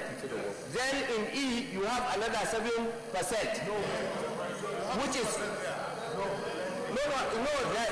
listen, Mr. Chairman, I have the floor, Mr. Chairman. What I am trying to make out of this is that in aggregation, the importer will be charged 9.5% instead of the previous 8%. Now, this is the main reason why our importers are diverting their cargoes to neighboring ports. So what we need to do now is to make sure that we reduce the cost of importation so that we will attract more importers to use our own ports in Nigeria. So we have to look at this, because as it is now, honestly, it's on the high side. We need to do something about this.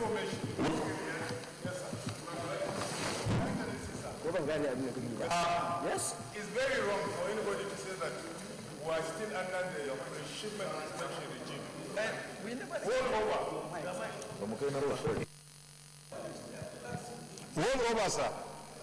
All over, sir. Because of capital flight, because of the fact that only foreigners come into developing countries to steal from the Commonwealth, the World Customs Organization as a body outlawed pre-shipment inspection. That is why in Nigeria we reverted to destination inspection. That is why in Nigeria and in West African country we went into what is called a SICUDA, automated system for custom data. So the impression that the CIS is still existing is a wrong impression. One, sir.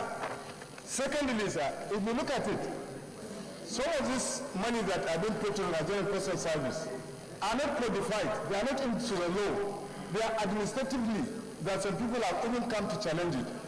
The content and the intent of this bill is for us to ensure that these monies they are giving them is brought into the law, so that at no time will anybody just come and question that why are you being given 1% or 7% short collection and what not. That is the essence. It is not in the law right now. I want us to take this into account. What I'm suggesting is that, sir, let us look at it and codify it, what is obtainable, and if there is changes that we want to add, then we'll do it. But right now, they are showing it means that this thing is existing. It's not existing. Senator Sabo will tell you that it's administratively that they have been paid.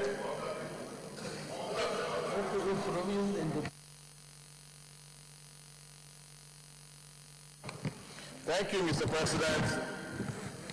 Mr. President, distinguished colleagues, I agree totally with the submission of the last speaker, as well as the contribution of Senator Dambaba, because the 7% cost of collections was just administrative approval. If we're doing a law of this nature, this is when we must reflect the content of that administrative approval in the law in terms of funding. No. It's out of the recommendation. We are looking at the recommendations now. No, wait. It's not. So we must reflect the content. No, it's not now. We must reflect this content in the funding, Mr. President. And Mr. Chairman, funding of Nigerian customs is what we should look at. We should not be in a hurry. We should not be in a hurry to take the put on this, please. It's very important, very fundamental.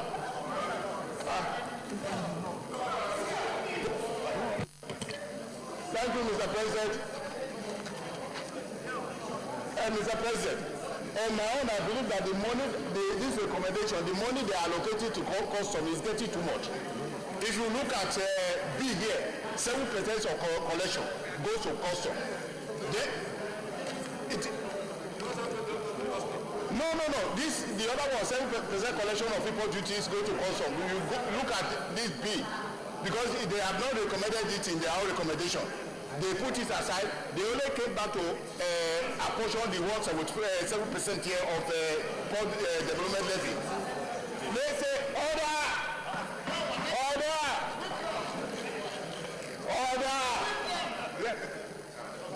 Mr. President, the money they are trying to allocate to custom is too much. If you look at this, if you look at your left, 7% cost of collection, which is 7% goes to custom. Now they now came back again, another 7% port development levy, 2% to custom. That is 9%. 2.5% again for custom. The same custom. No. So, order.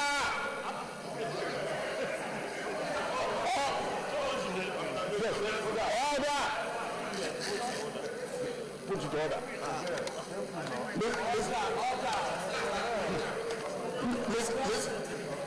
Mr. Chairman,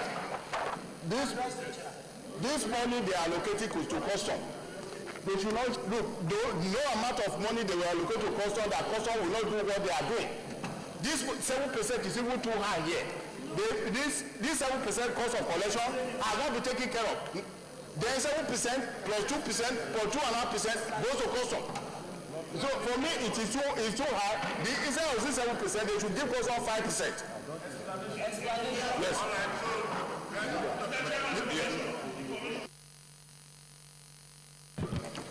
Mr. Chairman, my colleagues, I would not want us to, because the chairman in responding drag us to 42, and that is what is generating this, the issue of the use of mandatory pre-shipment and post-shipment inspection is clause 42. We are not there yet. So to raise a debate and drag us to a place we have not gotten to, we should leave that issue of pre-shipment and all that. When we get to 42, we'll trash it. The bone of contention now is why the increase of import from 1% to 2.5% is a burden on the importer. That is what we should treat so that we can make progress.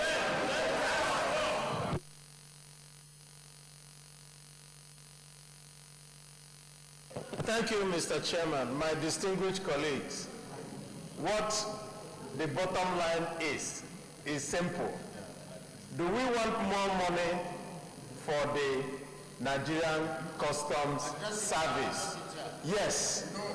Now, how do you get more money? The 7% is charged only on dutiable goods, not all goods.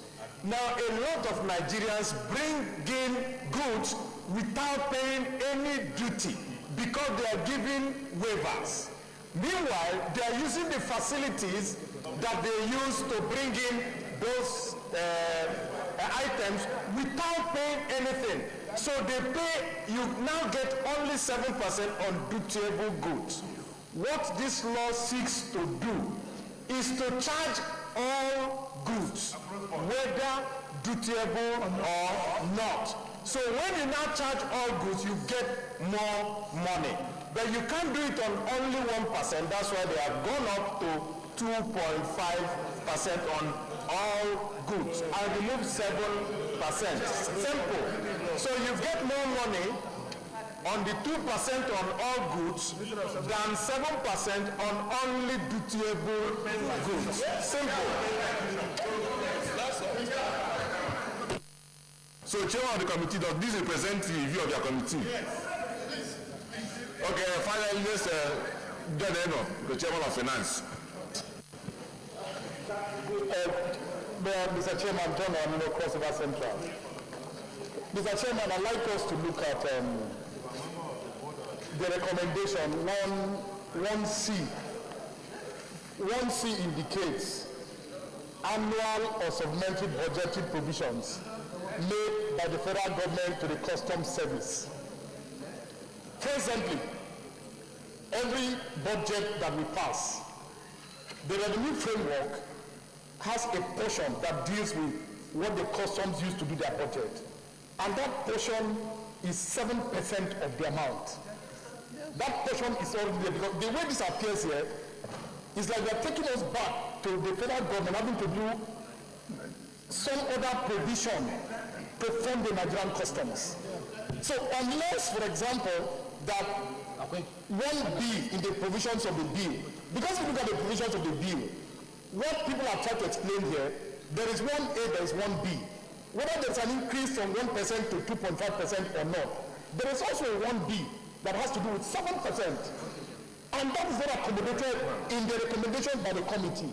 What it means is that if we go ahead with this recommendation, then we don't have money to fund the customs in the annual budget.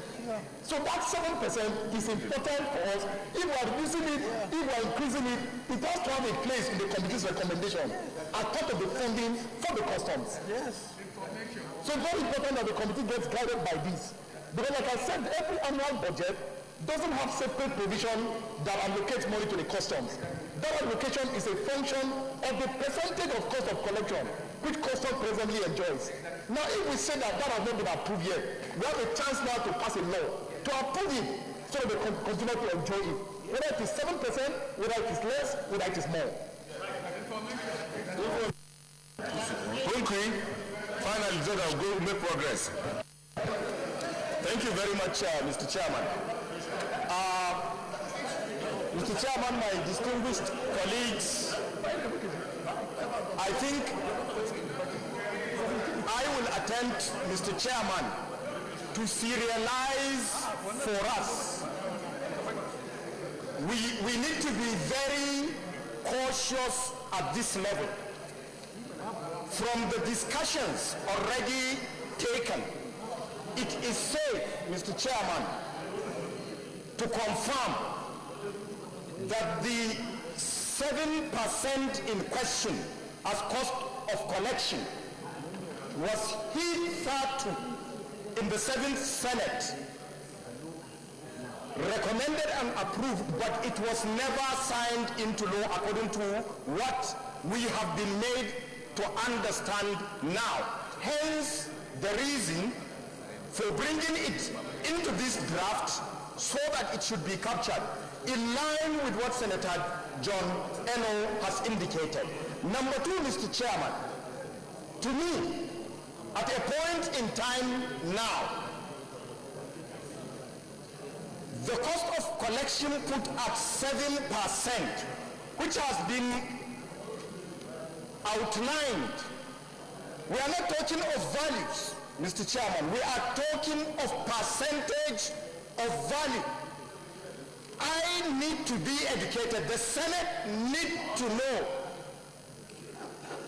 We cannot assume a value from a percentage unless there is a representation of such value. I caution that we need to be educated when we talk of 7% of cost of collection, whether it is low or it is right or it is high. The Senate need to be educated. Talk less of bringing and raising another cost from 1% to 2.5%. Mr. Chairman, sir, my distinguished colleagues, please, we need to be educated. Under the situation, what value is 7% projected to be? We shouldn't go blindly into approval of percentages of collection and now at this instance raising it. Look at the economy, look at the implication of doing what we are doing. Please, we need first to be educated. Thank you very much. Distinguished colleagues, the next direction. Wait first, wait. Let us understand what the issues are. Distinguished colleagues, I think there are two major issues here. One is, what is the quantum of burden we are placing on importers? That's one. The second two issue is how much is the cost of getting in terms of percentage. And from the argument, I think everybody wants these matters to be settled. For us to know what is the burden the importer is bearing in all this. And two, what will be the total percentage due to the customs. There's nothing hidden. So whatever is going to go to the customs for the cost of collection needs to be spelled out in the law. So that we don't go and do any budgetary provision after this. That's my understanding of the issues. So I would like the chairman to address these two major issues. So if you let him put the additional, I said not only that. Thank you, Mr. Chairman. Okay.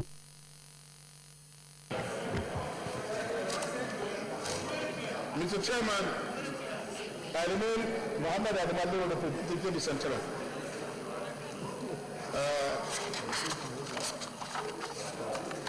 This 2.5% of free on-board value of imports, exports, and excise payable by importers. To whom is it going to be paid and for what? This is a new thing, and it means that every input, the importer is going to pay 2.5% of the invoice value. And in addition to that, all exports leaving Nigeria, the exporter will pay 2.5% of the value. This is a new thing, and we are now in a recession. We are now trying to revive our economy. We must not overburden our businessmen. This particular section should be expunged. It shouldn't be part of it. Cost of collection is 7%. That one has been in operation for over 5 to 10 years. and there is no problem with that. And anytime custom want to have access to that money, they always seek approval from Mr. President, and Mr. President will give them approval accordingly. Therefore, I have no cause with it. But I'm against the idea of introducing 2.5% free on board for all imports coming into Nigeria and for all exports leaving Nigeria. This is a new thing and it's counterproductive, particularly at this time when the economy is in recession. Thank you. You are speaking out now. Okay, so let's listen to the chairman. If we are not satisfied, we'll ask him to go back and go and rework it. So let's allow him to give explanation. So go ahead. Mr. Chairman, thank you. Listen, there is no additional levy or burden on importers introduced in this bill. Importers are currently paying 7% on every dutable item that comes into the country. But those items that are not dutable, the importers are not paying anything at all. And the customs, meanwhile, are the people that are processing these imports. So we think that it is not fair to those who are importing and paying duties. And why those who enjoy waivers and government concessions, but using the facilities of customs are not paying. And so what we have done here, what we did is to expand the scope to include those people who import using waivers, to also pay customs the cost of the processes they are doing. Now, secondly, now what we, if we have included that, now if we have included that, because statistics, by statistics, listen, by statistics, over 45% of the non-dutable items of the total import is over 45%. So if we have done that, to impose 7% on all imports will be a tremendous amount of money. So we now reduce the percentage to 2.5%. And it is almost double of what they are collecting already. We have the statistics. We need to have this second, this is what we have done. And the 7%, as I speak to you, the 7% development levy is being paid currently. The problem they have is they have to share it among the stakeholders. Yes, sir. So that is what we brought a template below on how that 7% should be shared. You understand? Yes, yes. That's what you know. Yes. Yes. Chairman, it's in order. It's in order. No, because in case if there is a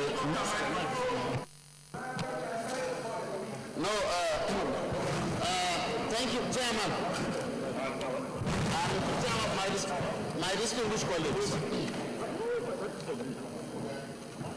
Chairman, I think I now understand where the committee, where this committee is coming from. And I want to state in very unmistakable this thing that this, what the committee suggested here is counterproductive.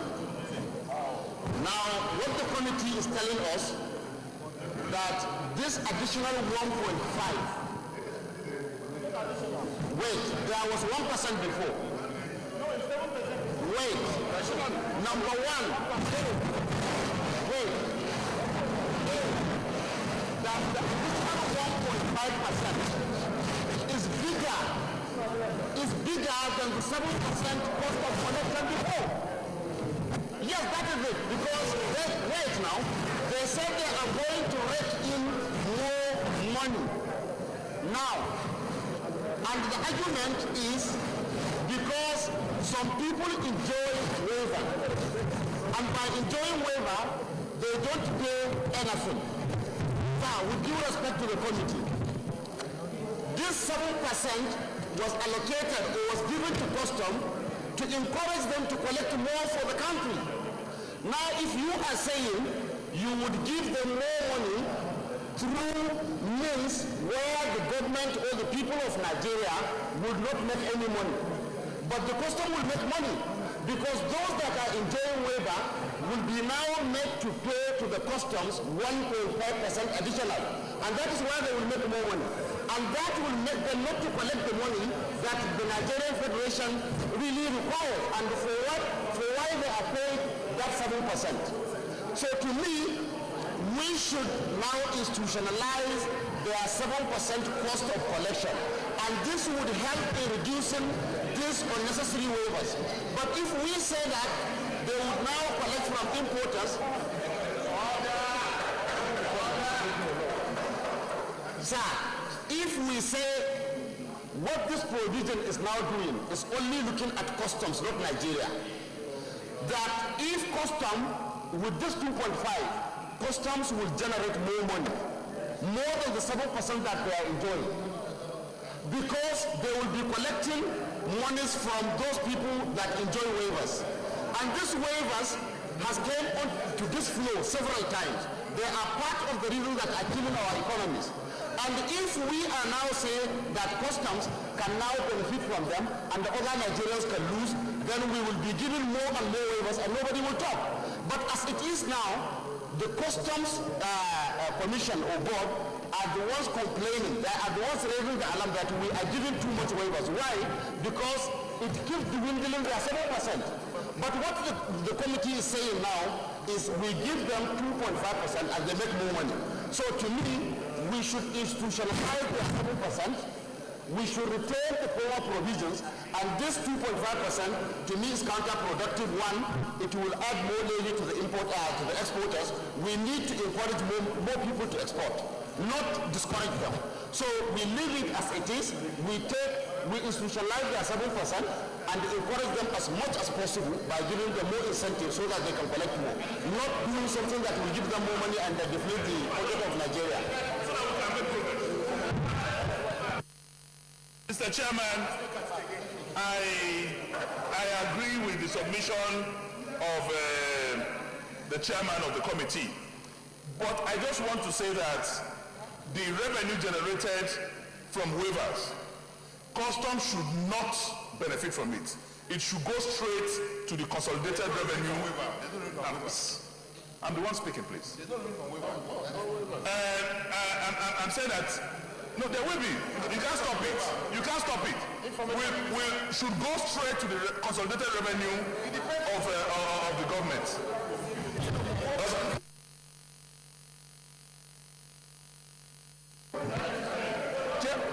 Mr. Chairman, sir, there are two things that are very fundamental.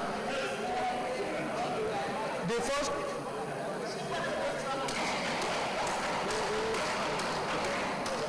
first one, sir, cost of collection is not expected to be an additional burden on importers.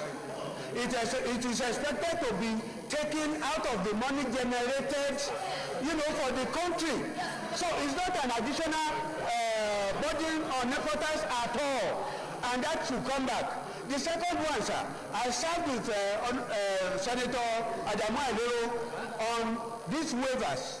How much money are we going to get from these waivers that will now bring a lot of money, to the customs? Very little, very little. So what we should do is to retain the 1% for all imports. No waivers anymore. We should put in there that there should be no waivers. Then retain the 1% and then let them get their 7% cost of collection, which is not an additional burden to importers.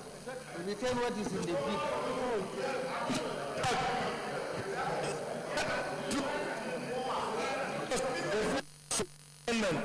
Slight amendments. What we are saying, there are commodities like some agric equipment that are zero duty. If such goods are shipped to Nigeria, customs don't collect anything. So waiver was just one instance I gave.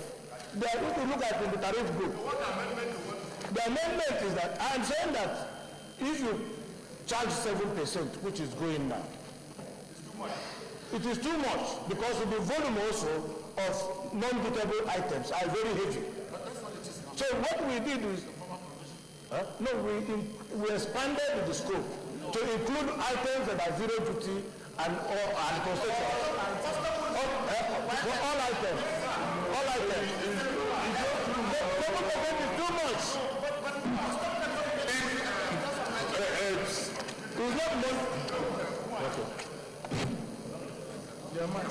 I think we've made progress with the suggestion from Alasadura, because that seems to have opened some window on how to resolve the matter. So my suggestion, if you agree, is for the committee to go back and reflect on the suggestion, and then if you have further suggestions, send to the committee.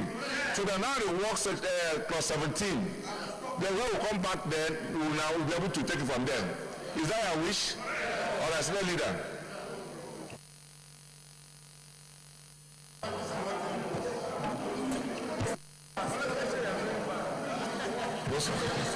Mr. Chairman, I move that the Senate reverse the plenary for the charge of work progress. Mr. Chairman, I second the motion as moved by the leader.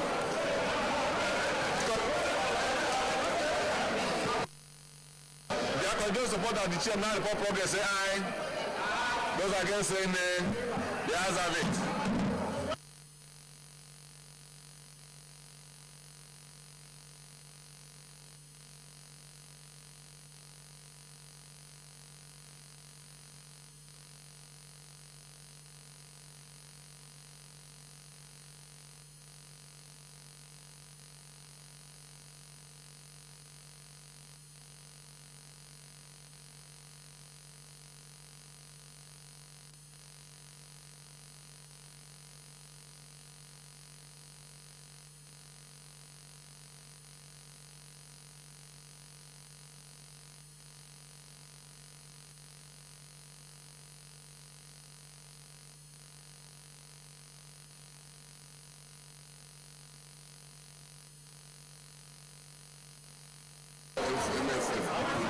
Dear colleagues, the Senate Committee of the Whole considered the report of the Committee on Custom and Exercise on the Nigerian Customs Service Management Act repeal and reenactment Bill 2017 and approved as follows. Clause 1 to 6 as recommended, 7 as amended, 8 to 10 as recommended, 11 as amended, 12 to 16 as recommended. Further consideration deferred to another legislative day. Is this a true reflection of what transpired in the Committee of the Whole? Thank you. Senior Leader.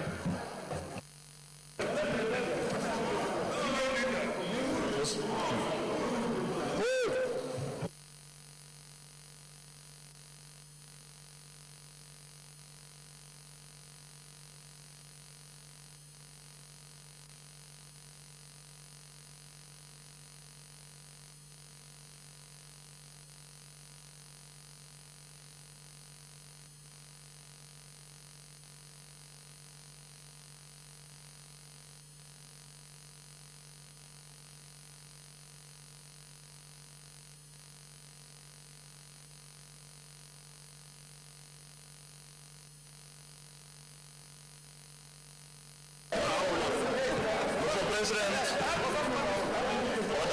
Order. Mr. President. Very distinguished. Order. Go back to your seat. Mr. President. Very distinguished colleagues.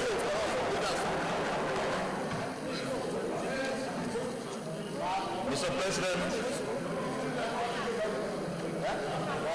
Having considered the report from the Customs Committee and with hanging and difficult clauses, I want to move that we step down all other items on the order paper to allow our Committee on Customs and the single senators to contribute to resolving the knotty issues in the report. I therefore move that we set down all other items on the order of the party analysis.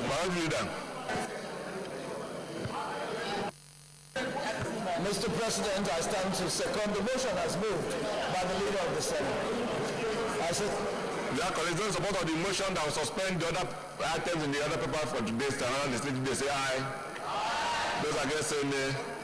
The ayes have it. Senior Leader. Mr. President, very distinguished colleagues, having concluded on today's proceedings on the order paper, I move that the Senate do adjourn till tomorrow, Thursday, 25th May 2017 at 10 a.m. prompt. Thank you, Mr. President. I stand to second the motion as moved by the leader of the Senate. I say second. Dear colleagues, in support of the motion that the Senate do not adjourn to tomorrow, the 25th day of May 2017 at 10 a.m. Say aye. Those against say nay. The ayes have it. The Senate is accordingly adjourned to tomorrow at 10 a.m. prompt.